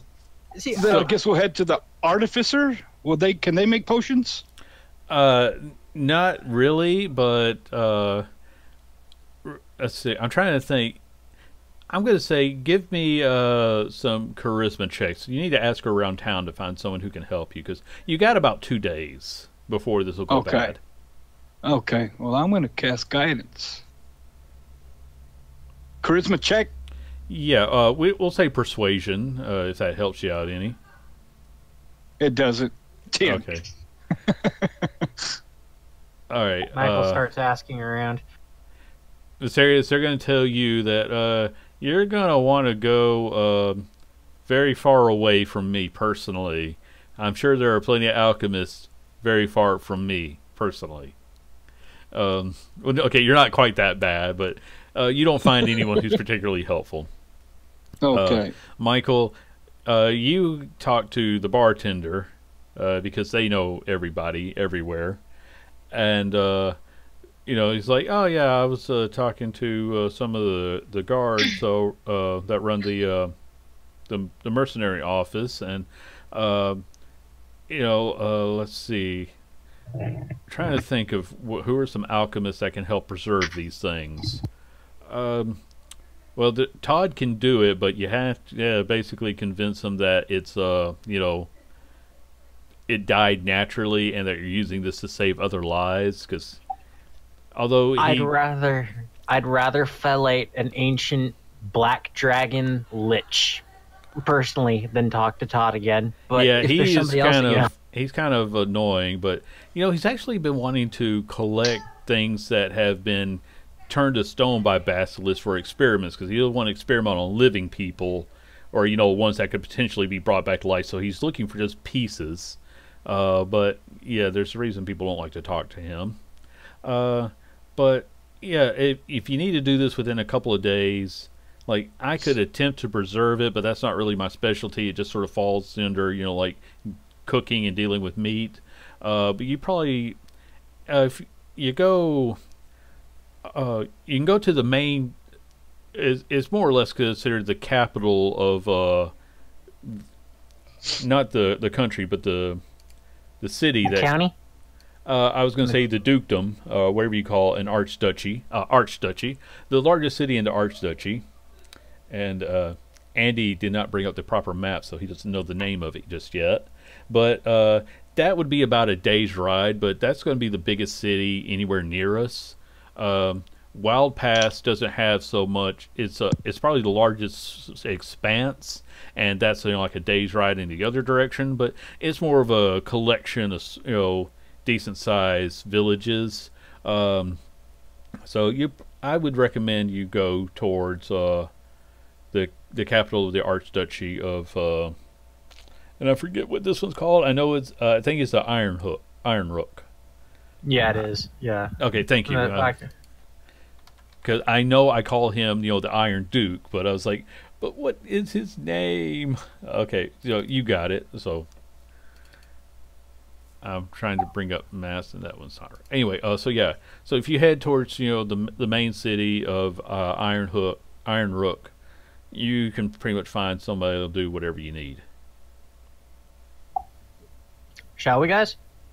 Sure. Sounds fun. Okay. Yes. Michael's coming out. Michael tells everybody pretty much that, and then walks out. Sits in the back of the cart and right over his entire midsection. I'm gonna say no. Well, nothing else happened just yet. So okay. So you get back on the road, and let me just do a roll to see if you guys do encounter anything. Nope. It's pretty well safe. There does seem to be like a lot of guards, soldiers out, and those of you with a little bit more wisdom can probably say that yes, they are looking for whatever killed one of their number. But a group of adventurers just minding their own business does not seem to be drawing any extra attention to itself. But anything that would be considered predatory seems to know to avoid the main roads right now. Even the bandits know when to stay clear. So you do arrive. We're actually going to call this main city Iron Rook, because that sounds right. It's Iron Rook is the capital of the Archduchy, and it just about rivals Wildam in its size. It is a bit smaller, but it's still a really large size city. And is anybody looking for anything in particular? We're looking for the alchemist and probably anything else that we can really look for. Okay. Well, let's see. I'm going to say, so are you all staying as a group, or are you doing a little bit of spreading out to find everything? Because you do have your earrings of communication. I'll stay with Michael. Okay. What about the other two? What do you think, Frick? Want to go look around? I'm good. Let's do it. Okay. Then everybody give me some perceptions just to see what you find. It won't be too hard, but... Okay. I couldn't even find my way out of a wet paper bag right now. I think it's a given that Frick found the best bar around. Okay. Oh, okay. You guys don't have too much trouble, so we'll first off, Michael, you're walking around and you hear. Let me find the sounds again. Ah. Hey, you. Yeah, you. Come here. Look at you. You look like a kind of folk who would appreciate the rare, potent, and expensive nature of my goods. I have potions, runes, scripts, infusions, charms, and X's. Whatever you need to solve just about any problem you may run into in a clean, quiet, and untraceable manner. Huh? There's no problem that can't be solved with a little magic. Yeah? Don't worry. I keep all my clients' identities hidden from nosy guards. Is everybody still there? So, Oh, you can't hear? Coin, huh? No, it's just, I guess everybody's just quiet. You want to be somebody? You gotta kill somebody.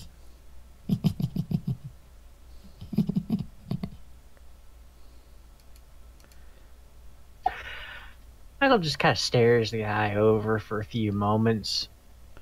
And he's got like the long cloak, and as he's he opens like one side, and you just see like lined with bottles and trinkets, and he's. So what are you looking for, friend?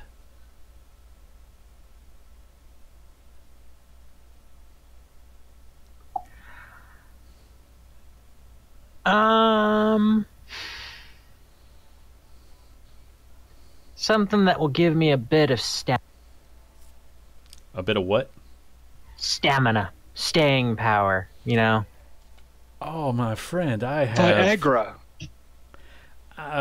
We have a few things of that sort.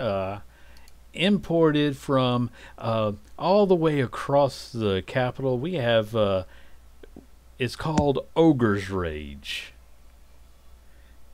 This will give you strength and stamina to rival an ogre.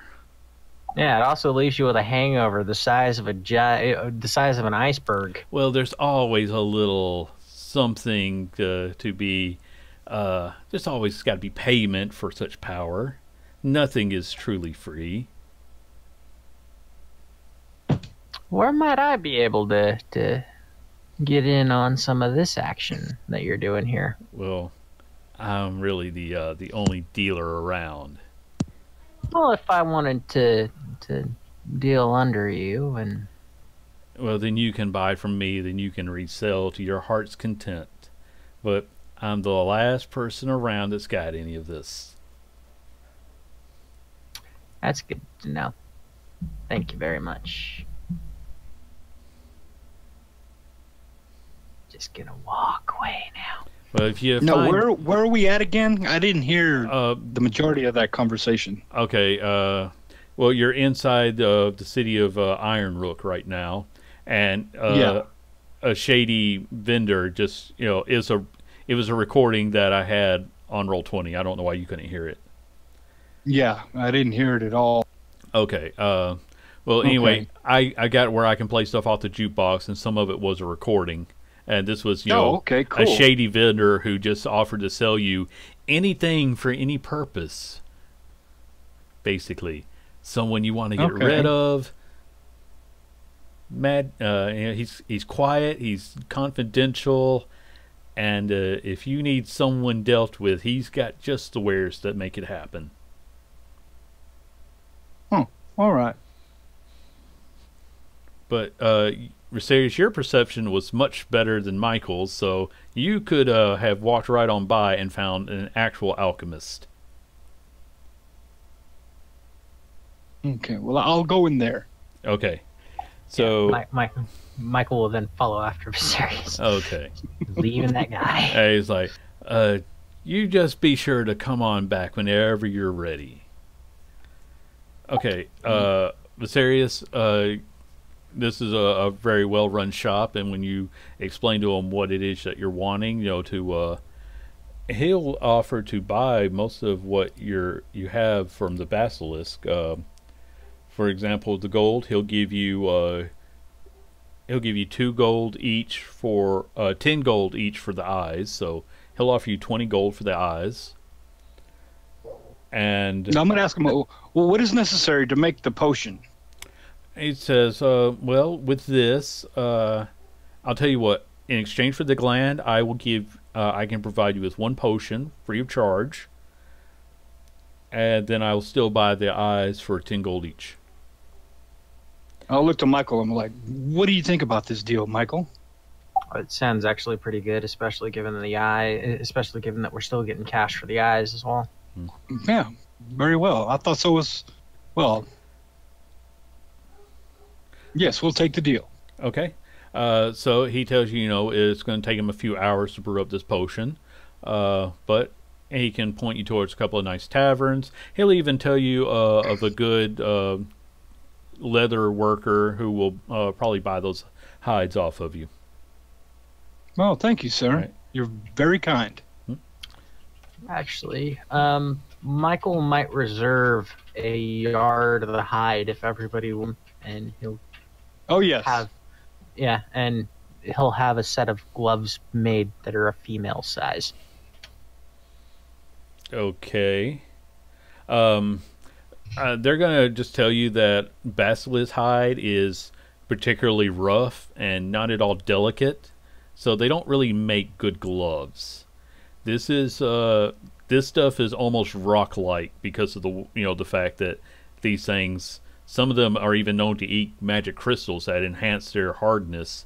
But these are pretty rough. They're just not going to make good gloves. But would it actually make a pretty good jacket then? Like quite a decent, hardy, like. Yeah, but it's going to take it would take a couple of yards to make a good jacket. I mean, it's better just to go ahead and have regular armor made if that's what you're going for. But if you just want a basilisk hide jacket, we can do that. Yes, but it's going to be made to fit a specific person. Okay, do you have that person's measurements so that way we can tailor it to them? Yes. Okay. And yeah. All right. He says that he will. It'll take 2 yards. He'll buy the rest off of you for 10 gold per yard. So he'll give you 40 gold. But for the jacket you're wanting made, because this is very tough leather, hard to work with, it's going to take him. He's going to ask for 100 gold, and it's going to take him the better part of the day to get this done. Somebody outside, babe? All right. Yeah, no, that's fine. Okay. So it's another 100 gold, and he will warn you that this jacket won't really be much in the way of armor. I mean, you could wear over, like, if you're going to wear it, it'll give you very little in the way of protection. So I'll be right back. okay. Actually, guys, this might be a good time for us to take 5, because I know there's some. It smells like there's some cooking going on downstairs. So we'll be back in about 5 minutes. Yep, that gives me time to check on the little one as well. Okay, all right.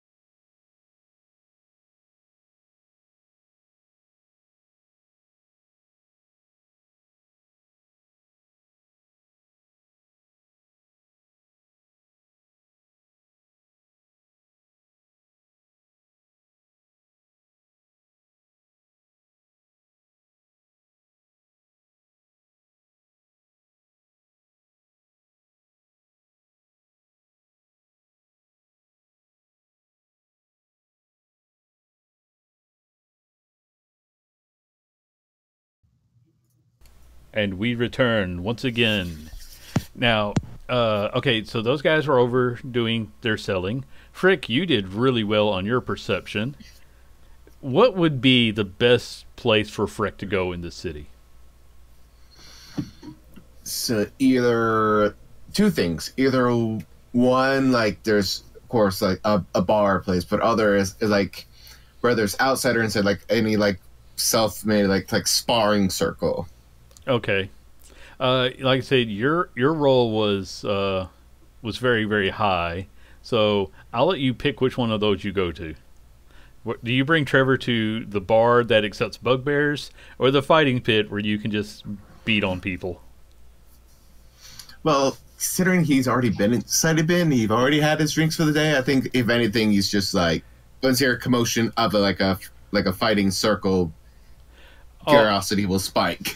Yeah, I think that it's pretty safe to say that there is going to be a place for fighting, and I think that the role that you made will very clearly indicate that you've been to the city before. You know where all the good spots are, so I will say you can head straight to one of them. I'm following you, big guy. Just remember, I can't run as fast as you. No worries. I'm not gonna run. We just follow the sound of the noise of punches and kicks. All right, so I'm just going to bring us over to a blank spot because I don't have a proper fighting pit built up. But yeah, this is it's very much what you're expecting. It's on the outskirts of the town, where people don't mind if there's a little extra commotion going on, and it's not quite as organized as the pit back in the main city, in the capital city, but it is very much, there's gambling, there's people who are selling meat and drinks still, because there's always going to be a person, if there's a fight going on, there's an entrepreneur who's going to make some money on the refreshments. Yeah, there's like wagons and just everyone have stands at the ready that are portable. Yeah. So you can, some people are, challenging other people, but this is a motley collection. There's, like I said, while in Wildom, other races are a little bit more frowned upon. In this area, they still are, but like I said, you're in the part where people don't care that you're a bugbear. Because, again, there's probably a minotaur, and you do see a group of goblins, and they stand out a little bit because goblins don't really stand out, but they're noticeable because there is one who looks like he's the one in charge, because the others are all, about 5 feet back and cowering. Well, he's just standing there scanning the crowds. And outside of that, you got your normal collection of races. That was just the one that it looks different because even goblins aren't exactly welcome inside of the city, but somehow this one is still here. So, are you just going to put in for a random fight, or how do you want to do that? Well, first of all, I just and Frank just turns to Trevor. It's like, now there's many different kinds of fights. One, there is no battle to the death here. They make that very clear.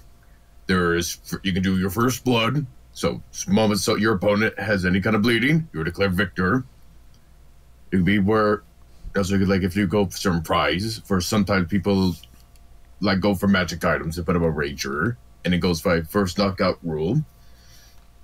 Or, when it gets really interesting, whenever you hear the name Flint Ironbeard, now that is a dwarf that can fight. Alright. Now, for him, it's special because he's usually hosts these. He's like the main reason we have these kind of fights. But when he challenges you, he sets the wager. You have no say. I've not fought him yet, but his wagers are usually special. Sometimes says if you can even get one punch on him, he'll give you 10 gold. And he'll give you 10 gold per every punch. Now, the thing is, he usually uses illusions. He doesn't fight fair. But some people like to challenge him, because whereas like he puts up prices that you almost cannot refuse. Yeah, I mean, go big, go home, right? Exactly. But if you want to get a match in or two, I think I could do with hitting something. Not anywhere where my brother will find out, so. gotcha. But again, if you're going to be using weapons, you got to make that very clear so they find you the right opponent. Because early stages, they had to work on some balance issues. Makes sense. Because, rogues. That's all I'm going to say. Boy. You mean games have to have balancing done before you? You guys have been so far out of balance for so long. These are like, there's not like a fighting pit where all those bars. Like, this is organized fights. Yeah. It's enough away from the city and town so it doesn't disrupt or harm anything, but it's where it's like, it's some regulation, therefore we can keep it going. Because you can't have a fighting pit if everyone's dead. Yeah, true.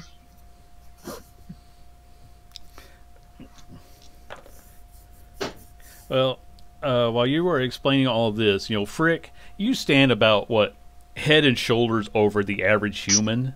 Yes. So, everyone has already seen the bugbear, which means, of course, that you do have a runner coming up, and it's a kid. I'd say younger than 15. So he's a little bit. Excuse me. The large fellow here. Hi. Yes. You have a challenger if you are willing to accept. They asked for you specifically. You're popular. As it seems. I happily accept. Okay, and he's okay. When you're ready, just go up to the pit master, and he runs off. 10 gold is the dwarf. Oh, it can't be him. Can't be. The last time I checked on him, he was out on an adventure. There's no way. But if it is, not gonna lie. I'd probably leave all your expensive just in case. I dropped Frick just drops his backpack, so he only has the bracers, the wraps of the master, and just anything that's he can't wear. I can this will be our fighting pit here. Okay. Full screen this guy. Yeah. There we go. So I hand off the backpack and such off to. Okay. I'll sling it over my shoulder. All right. So, are you willing to? Are you going to go ahead and enter into the fight? Yeah, I'm going to visit the pitmaster first, so do the whole check-in process. Yeah. Okay. And you see that it is this. It is that the goblin who is standing off to the side, and he's just kind of glaring at you with a malicious grin on his face. And the pitmaster says, "Are you willing to fight this guy?" Yes, I'm willing to fight. Did he set in regulations? No, he basically just wanted to make sure you were strong, and no rules in this fight. What happens happens. Okay. Because you also know that guards care more if, say, a civilized humanoid gets killed, but even in this side of town, they're probably going to feed you to something if you die in the fight. Okay. This works very much like the other pit. If something goes wrong, they can make you disappear. They don't care. So once you're no holds barred, he knows okay, doesn't need to ask regulations on armor, spells, all that kind of stuff. All right, that's part of the regulations. Yeah, he doesn't seem to care. All right, I don't seem to care either. So we are equal. Yeah. And Is there a bookie? a what? A bookie? Oh yeah, you can person play. doing bets? Yeah, there's always somebody doing bets. Okay, I'll do like.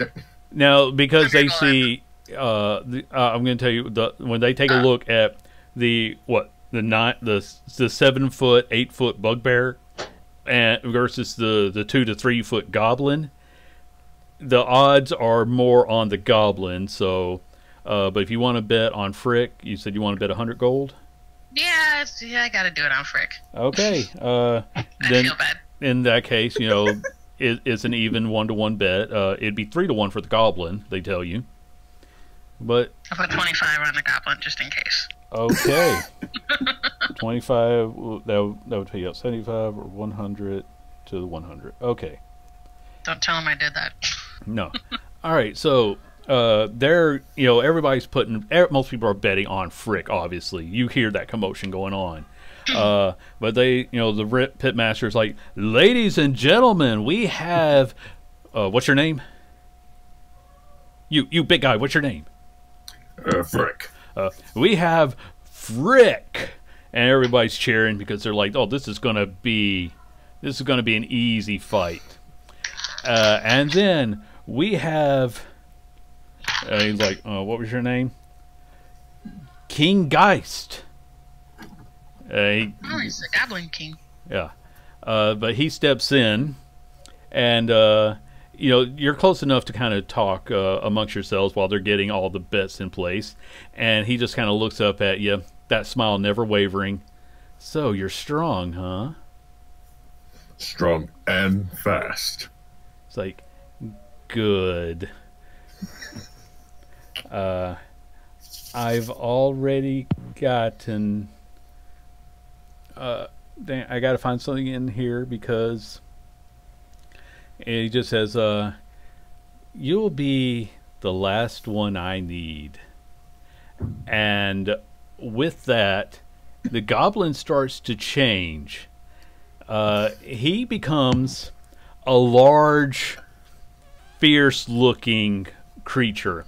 You realize he's a Barghest. And I'm going to say, being a goblinoid, you already know of these creatures. They are, but for those who don't know, but want to know, they are a curse placed upon the goblin species. They are born as goblins, but then they become these shape-shifting monsters that kill and consume goblinoid souls. What? And when they have claimed enough souls, they are taken from this world into to be the lieutenants of their god's army. I cannot pronounce the goblin this particular name because it's a D&D name, and that's slightly worse than. Oh no, they become generals. Well, anyway, the point is they get to go and become leaders of the army. And because of this, the more powerful the souls they eat, the higher ranking they will become. Oh, he sees Frick like breakfast. Awesome. Yes. And as he just said, I'm having trouble finding the number, but he just implied you're the last one he needs. And with that, the bell is ringing. Let's go ahead and do a quick initiative. Ooh.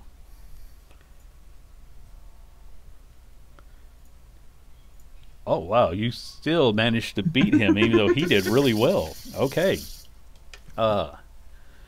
Frick, like I said, you still have a chance to back out of this fight until no one is going to. All right, I'm going to say Viserius and Michael, you guys would have been told where they were if you want to show up. In case because you can't interfere in the fight, no guidance, no nothing. This is a one-on-one fight. Yeah, I told him where it was. Yeah, so I'm saying that if you want to place a bet, I'll take that now, but this is a one-on-one fight. Okay. Well, Viserys is going to bet 50 on Frick. Okay. Michael will bet 600 on Frick. Okay. All right. And Because I have faith in my friend. okay, but they still tell you, because this would have been before the transformation, that it was still 3-1 odds on the goblin, just in case you want to split your bet. Yeah, as soon as the goblin transforms, Michael then looks at the bookie and goes, I think the odds have now changed. Yeah, but the bets are already in place. So, with that, Frick, the bell has rung. You take off on the starting line. You take off. What do you do? All right. I imagine Frick does not hesitate. He'll go after him. Okay. All right. Perfect. That's from. So it takes 50 movement, so he can just get there, and he's going to start going with his 2 unarmed strikes. Mm-hmm. Whew, buddy, oh, good old buddy. So going first with it is going for a left hook. Okay. Yeah, that hit. Great start. I was like, come on, old buddy. All right, you're going off strong, buddy. Yeah. All right, roll that damage. And then tell us what that hit looks like, because... So it's... Wow. So that's 13 total, and it's just where it's like he's just going in charge with that left hook, just going and just going right for the rib. Yeah, and because that you hear a crack, and he does wince under that. That he felt that one. And it's like as soon as that left hook hits, he's just going in for like a high right knee. Okay. To where he can make contact. Okay. All right. 15. So, he already was wincing under the force of that shot to the rib. So when your knee comes up, he kind of works with it and just barely dodges the knee as it comes up. But then he gets his attack. Yeah. Ooh, and that's going to be a 19 to hit. All right, 19 hits. Okay. Let me find my proper dice. So he comes in with a slashing claw. Yeah, it's a... Oh, wait a minute. No, it's just one. Okay. Nope, I'm right. Sorry, I'm trying to... They got 2 different forms, so I'm trying to get the right attack. Okay, I gotcha. All right, so he does 13 piercing damage as his claws catch you as you're... he dodges, and then his own slash comes up. Okay, and that is his turn.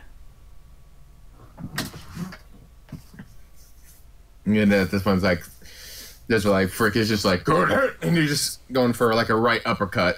All right. 23. Okay, yeah, 23 hits. Okay, so... And 7 bludgeoning. Yeah, that one. He felt that. And like I said, he's large, so he's of size with you. Yeah, and it's where when it goes for a second attack, this time on his left hand, claws are coming out. It's like, okay. It's like, let me try. And I'm just going to slash across the chest. Yeah, do that. Not okay, as good. No. And this like time, his own hand just comes out and stops you. Now that's just sad. And he goes with his attack. This time is an 18 to hit. 18 hits. Okay. He's going to do 7 plus... That's 11 points of piercing damage from his claw. And then it is your turn again. All right, now that Frick has a good feel for his opponent, it's like, okay, key points can be used here. Because he always wants to size his opponent before he tries going for key, but it's like, all right, now he'll try. All right, so now just still with the claw hand, now it's just going to go for like a downward scratch. Okay. There we go. He felt that one. Ooh. Now Okay. 10 slashing. Yeah, you leave you draw some blood with that one. All right. Now it's just now the right hand is now in claw form, and then it's just gonna be like, and then with the flurry of blows, it's another one.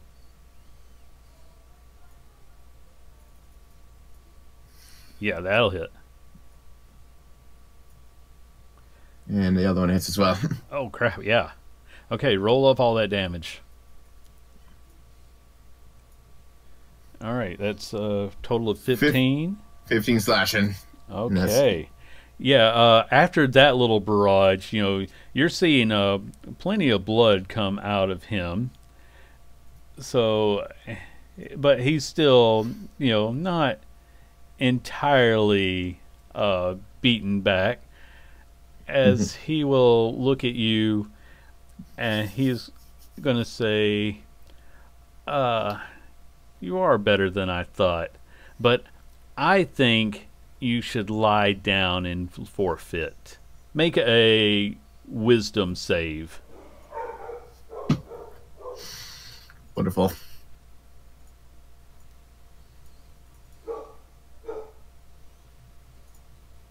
Okay. 21. Yeah. Nice. So you feel the waves of his attempt to make a charm attack against, a charm spell on you. And then you see the moment of doubt when in his eyes when it goes right past you and you don't even blink at his spell. That was his turn. Yes.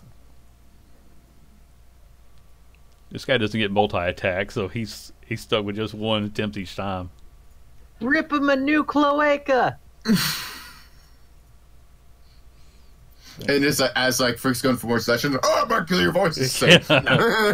Yeah. Just off, still focusing the fight, but hearing Michael's voice, it's back to normal now. Yes. So, all right, the 12 doesn't hit. The 15 does not hit.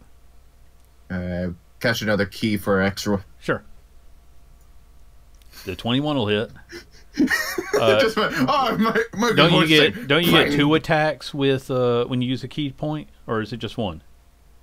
Let me double check on that. I thought it was 2. Yeah, flurry of blows, you get 2. 2. Yeah. All right. Okay. So you hit with the 21 and the 27. So right. he dodges those first 2. He's getting cocky again, and then the next 2 come in and rattle his teeth. All right. Quite literally. Good God. Okay.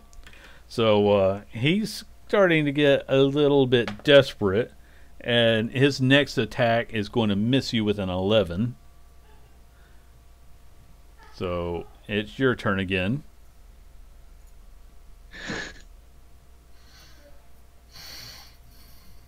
See, this is no Harlow's bar. Nah. Yeah, we're just gonna continue. I was supposed to say anything fun, but it's just it's no time for ice knife and those kind of maneuvers. I don't know, man. This would be, like I said, there were no rules in this fight, so go all right, out. I'll try something. I will try something. Okay. I want to. Frick want to just he stomps his foot into heal trigger earth tremor. Okay. So he has to make a dexterity 7th throw, DC 14. Okay. He got an 18 on the die. So right. he quickly jumps aside. Does he take any damage from that? No, it's just an all or nothing spell. Okay. It's just basically you take bludgeoning damage, become prone. Okay. So yeah, he was able to avoid that. And did you have anything else this round? And just the only thing is just becomes difficult terrain in that area now. Okay. So because nobody was really running, that's not too much of a problem, but good to know. Yeah, that's the only thing he was just trying to do is just stomp and see if he could kind of sweep the leg kind of a technique just with magic. So yeah, so he bounces to the side as that comes out, comes around with another claw attack, and that's going to be a 17. Yeah, 17 hits. Okay. And you take 13 points of piercing damage with that one. All right, and you do have a good chant going on. Everybody, is cheering on Frick right now. Did you want to work any inspiration into that, Michael? If I can, yeah. With that performance, you can sneak a little bit of inspiration into that. So Yes. go ahead and give us that roll. All I can think of are Scanlan's insults to Kern the first time. Yeah. So I need to see what my what die do you use for inspiration now? I think it's a D8 at this point. It is actually a D10. Okay. Yeah. So Frick, with all when everybody starts cheering your name, Michael's voice comes out a little bit, and you feel like my friends are behind me. I can take this monster, and you have a D10 you can include because it is now your turn once again. All right, keep going with the claw. So now it's just a claw fight. Okay, the 19 hits. The 16 will miss. All right, we'll use the D10 on that one. Okay. Then that'll hit. Yay! Thanks, Michael. So roll that damage. Roll that beautiful beef. All right. So 16 total slashing. Okay. And this time I'll use a key point to patient defense, so it's basically taking the dodge action.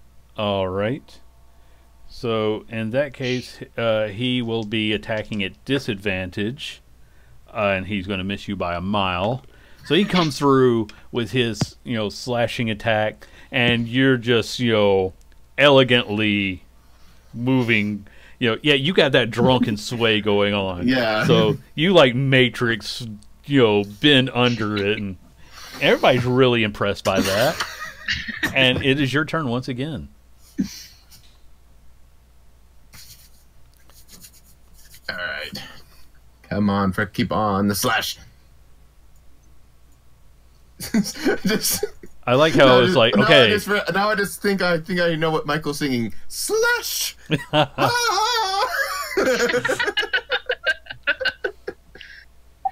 Frick, hit him with the brick! Okay, that'll hit. Oh, and that hit. So roll the first one and describe that second one to us when you roll the damage, because just hit him in that rib again. Hit him in those ribs. Yeah, saying that. I was like, imagine it's just now. It's just like it's normally like where he's hit with bludgeoning. He's now with claws, just reaching into those sides and just scratching right down the sides, like down armpit down. Oh God! I have a cat scratch that did that. Okay. I've actually had broken ribs. Those hurt. Oh. All So right. 25 total slashing. 25. Frick, tell us how you kill this thing. Nice. Those claws digged in a little deeper than anticipation. Yeah. So we're like little deep along the side. So like right now we're getting to where like there's like more than just seeing ribs and just other stuff coming out, and it's just where it's just like not a very unappealing fruit gusher right now. Accidental disembowelment. I sort of pictured it as you doing like the fingers that just dug in, and then they dig a little deeper and a little deeper. He was starting to after that first hit. You take him down. He looks at you and it's like, I will not be denied my prize. And then the second hit comes. I might be denied my prize. Prize denied. And this creature crumbles under your might, Frick. Now we never really got into the wraps that you when you met up with the group you were wearing again, but they were something that you earned while training under another master, and he gifted you these. But as you take on this very fierce monster in solo combat, nonetheless, the wraps seem to soak in the blood of your defeated enemy, and you feel them become stronger. I am Frick. I'm going to send you the new evolved form of your wraps of the master. Raps of the Ancient Cool. Raps of the Ancients have evolved into Raps of the Taekwondo. Master. But you can just, like I say, you can feel them through honorable combat, defeating a monster that has plagued your people for who knows how long, sending it back to its domain in disgrace. Your raps have become stronger through you, and the crowd goes wild. Even those goblins that were with him are like, "Think about bullshit. It's over. It's over." And they're. I was almost waiting for them to be like, "Our new master." Like, no. The way when they realized what this creature was among them, their only chance of survival was to be as worthless and unworthy of his attention as possible. But now they are free, and they just run out cheering. Everyone who placed a bet, you got your Viserys, you get 50 gold. Frick, Trevor, you get 100 gold. Michael, you just made 600 gold. And I only get my 100 gold back. yeah, We just get our money back? well, you doubled your money. Oh, okay. So I get 100. Yeah, you were a 1-to-1 bet, so Okay. So I would get 2 instead of 100. Then. yeah, that's what I 100. meant. It's Okay, like yeah. you get he gives you 100 gold on top of your bet. As much as Michael has just been spending throughout the past few days, he's now come out 100 gold pieces richer than he entered into this week. So he started out. Nice. Frick, I just have to know, how much did I actually hurt you in that fight? all right. So he has a maximum of 77 health. He was down to 40. Okay, that's not too bad then. So it got a bit chunky. Yeah. It could have gone. It could have gone worse. Because I gave this guy his average, which is 90, and I think if he had had multiple attacks, he would have hurt you a bit. But you got rid of his suggestion, and had you not gotten a critical hit and taken off his attack, he probably would have dimension door out of there, realizing he was losing. But you got that critical and broke the rest of his ribs. Oh, so okay, that was a good fight. Yeah. Yes. So this is also sadly I have to get going. okay. Well, hey, I'm glad you were able to finish that up. Yes. We probably won't have much longer. So, Frick, thank you for joining us. As always, we'll be back in 2 weeks with our 1-year anniversary game. Looking forward to that. So Yes. Frick is lofted off from all the people who actually won their bet. Surfing off. Yeah, and he's taken to a place where he will drink massive amounts of ale on other people's dime. Guys, we do have a little bit more time. If the three of you want to keep going, I'm good. okay. Sure. It's hard to follow that up. Yeah. But yeah, we can. Hey, I have been looking for a chance to bring this monster in for so long. Because I was like, oh, that's the perfect thing to challenge Frick. It wants his soul. And then it got his ass handed to it. All right, so, well, with that over, you all, you collect your gold from, this guy who was just so glad. Well, he had to pay out a little more than he would have liked. But... guys, what do you got do from here? Trevor, So, I think we could go doubles on this. that could be fun. Shall we? I don't mind hitting something. Okay. I'll ask Trevor, are there any rules stating spells can't be cast on you before the fight? From what I understood, it depends on the fight. Yeah. Basically, they're going to tell you that it really needs to be like once you enter the ring, that's when things start off. If they catch you, I'm not saying they would kick you out for casting a spell ahead of time, but what you do, they get to do. If that makes sense. Now, if you want to enter the fight yourself, then it's magic duels are allowed. So it's whatever it is.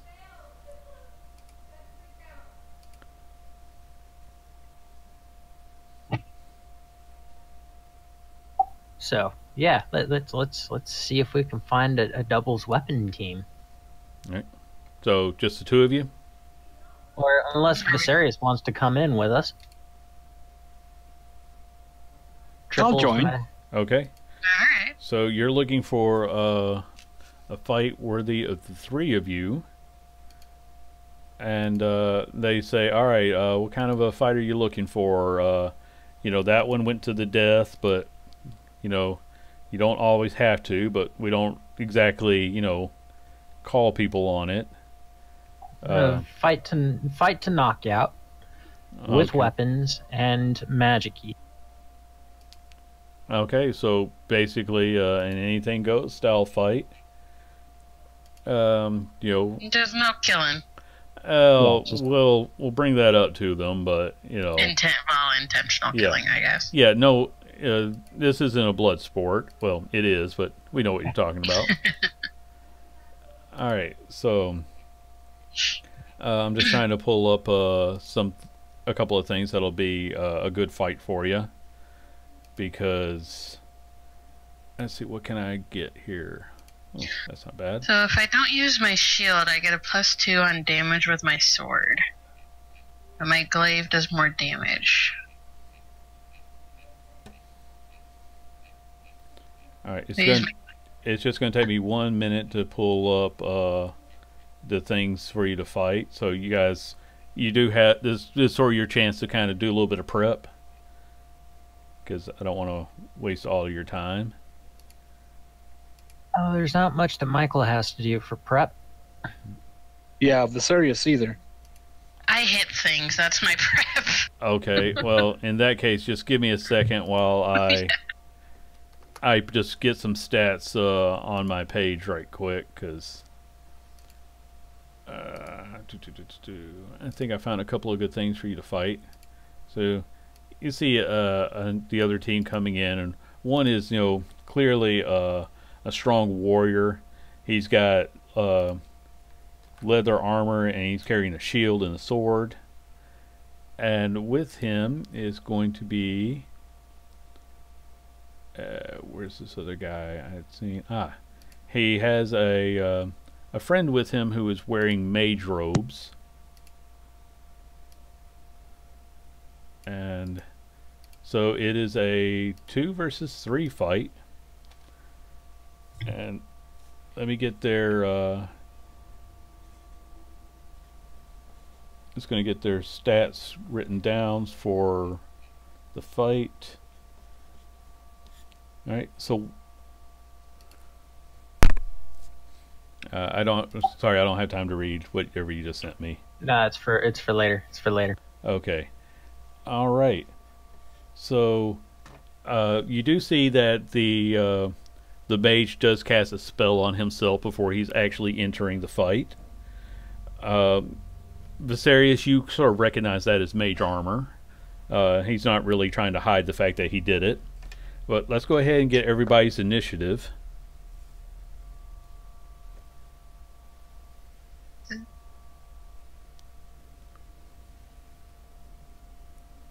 Darn. Right.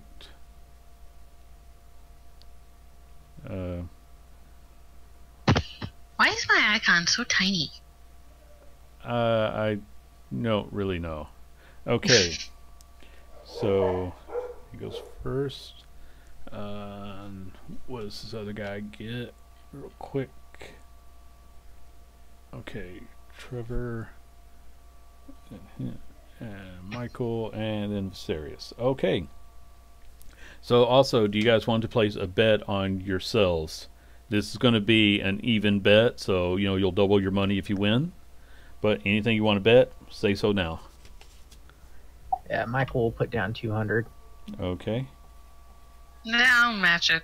All right. And what about you, Viserys? I'll put 100. Okay. All right. So they're announcing everything, and so they. Sorry, I'm too out of it to try to give these guys like a proper team name, but everybody. So if you guys want to have like a team name, now would be the time to say so. The Fluffernutters. I feel like Viserius says that before we can say otherwise. Before we can give an actual serious name, Viserius says that. Yes. Okay, so Which is funny because it's 3 men. Yeah. So you guys step up and they say, and our next match, newcomers, the Fluffernutters. And you get the appropriate response to that.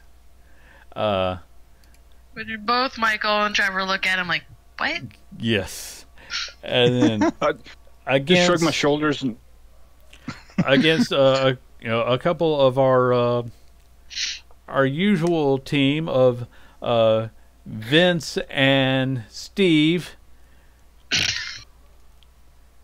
who are the Blood Breakers. Okay, Can you come up with Fluffernutters? Okay, no. Fluffernutters is still better than the Blood Breakers. I mean, how do you break blood? All it right. just came off the top of my head. Blood isn't like Serious, I worry about you. Worry about everyone. Just stand by me and hit them if they try to hit you. I've got your back. Way back. But if you're by me and they try to smack anyway. All right. Oh, sorry, I forgot to bring out their icons. Let me just find 2 people real quick. All right, that's okay. There we go. So they'll be right here. All right. Now, and with that, the bell rings, and the maid is going to kick things off, acting first, and so he casts Fireball right here. Everybody make a dexterity save.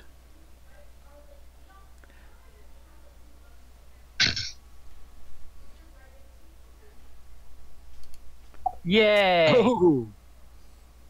I get to use my thingy. Okay, hold on a sec. Because I just got to figure out what his... let's see. What is his spell save? Alright. His spell save was a 14. So, everybody... Yeah. Alright. And, of course, like I said, now I got the fun part of trying to, like, I gotta... Because he casts this at a high spell level. So... Dick. Yeah. Not you, him. Yeah, I know. Okay, so... I'll add... Alright. I need a lot of d6 here. How much is a normal one? I haven't ever actually played. Let me check. It's Fireball that he's using. Yeah, and it should have said like right on top. Okay, 8d6 is the normal. Yeah, it's 8d6. Okay. At higher levels, you add another d6 for each level. Yes. So the blast comes out. Oh, wait. I was reading through that. Can I grab that real quick? Sure. What do you need to know? My Indomitable. All right. What does that do for you? I can re-roll a saving throw that I fail, but I have the new roll no matter what. Okay. You can roll that. You can use that then. And his DC was 14, right? Yeah. Wow. Just wow. If you're lucky, it's a saving throw and not an action. But yeah, so yeah, I'll use my my reaction to not take any damage whatsoever because of my shield mastery feat. Okay, so you don't take anything. Trevor, you take 37 points of fire damage. That's not bad. And then Pete, Viserys, you'll take half of that, which we're going to call that 18 points of fire damage? 18, yes. Okay, let me move this fireball out of the way. Because now, Trevor, it is your turn. Alright, where's this squinty-eyed little fucker at? He's this guy right here. Oh, sorry, he did move to the side with his movement. But now it's your turn. Well, good thing is I can dash. Yeah. So just double. It's been a while, so Yeah, that's... when I use my action to dash, I can use the bonus action to make a melee attack. Yeah, that sounds right. So you dash, and that means you can attack, and if you knock him down, or if you hit him, you knock him down, right? If I hit him, I get an extra 5 to that damage. Okay. So go ahead and... Yeah, that hit him. So 12 plus 5, because I didn't Okay. light my thing. Yeah. I'll light it after. Yeah, at some point you'll actually remember to light that thing up. Okay. So you hit him pretty good, and then it is his friend's turn, who... Let's see how far he can get. Okay, the only one he can reach is Trevor. So he's going to attack Trevor. And he does get 2 attacks, but does a 16 hit you? Nope. Then neither will his other one.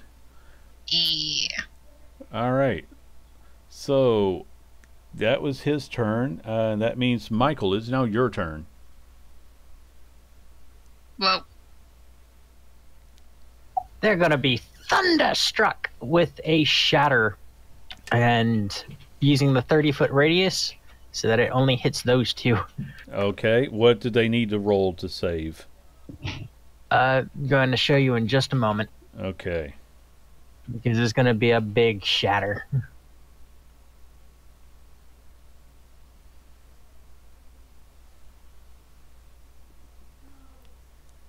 Alright, so that's Constitution saves, and they need to make a 16. Okay, they're not, so how much damage do they take? So 9 plus 18, 27. Okay, the mage is down. Let me move that aside so I can... it's not letting me... Okay, there it is. Okay, yeah, he's just down. And 27, you said? Yep. Alright. Damn it, I have to do math now.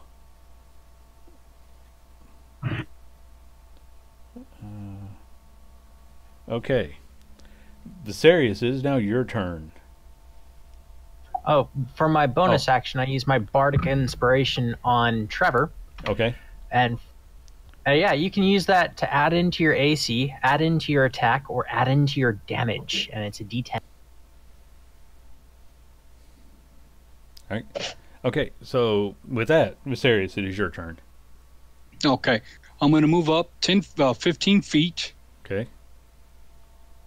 and you're going to see me wiggle my fingers a little bit. And I'm going to cast this.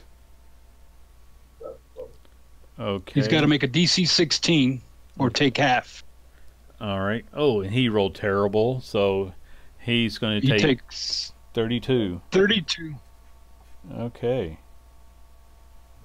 Alright, well, he's still up. And, let's see, his friend is down. Trevor, that makes it your... Oh, did you have anything else? No bonus actions. Okay, in that case, Trevor, it is your turn. I'm going to use my bonus action to light it up, Okay.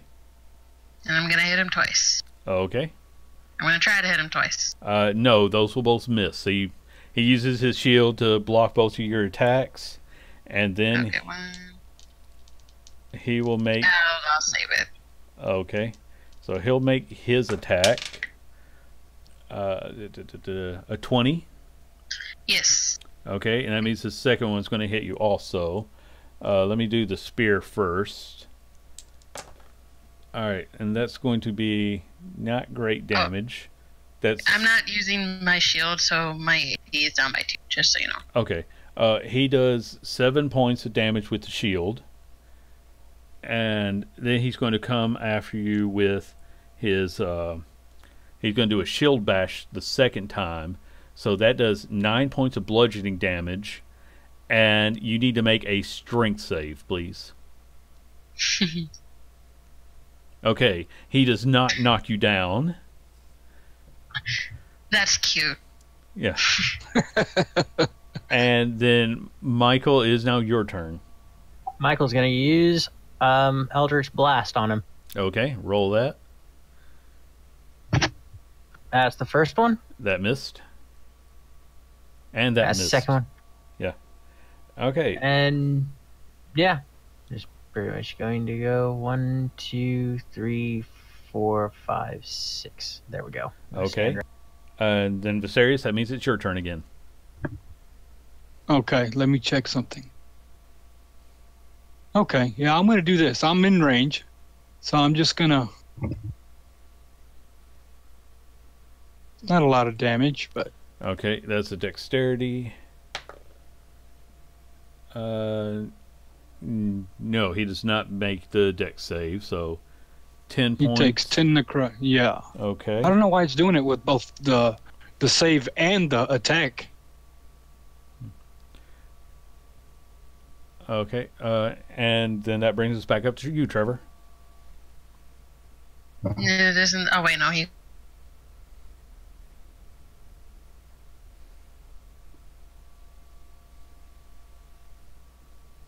Maybe. Okay, There we go. that'll hit. And that'll hit. So 10, 24 Okay. plus 16, 32? 30. No, 30.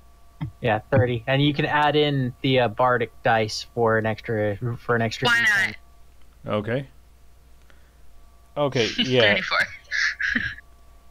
34. Yeah, you've just cleaved through him. He's bad off right now, but he is a warrior, so he's actually going to take up his spear in two hands. Does a 19? My glaive's better, buddy. Come on. Yeah. He hits with a 19 and a 17. 17 will miss. Okay, so that's one hit. He's still going to try and... So he does 14 points of piercing damage. Ow. And that is it for his turn. Looking a little bloody, guys. That fireball hurt me. Michael, it is now your turn. So yeah, I'm going to come in close, Okay. and I'm going to stabby with the rape. Okay. Roll that attack. That's going to miss. That...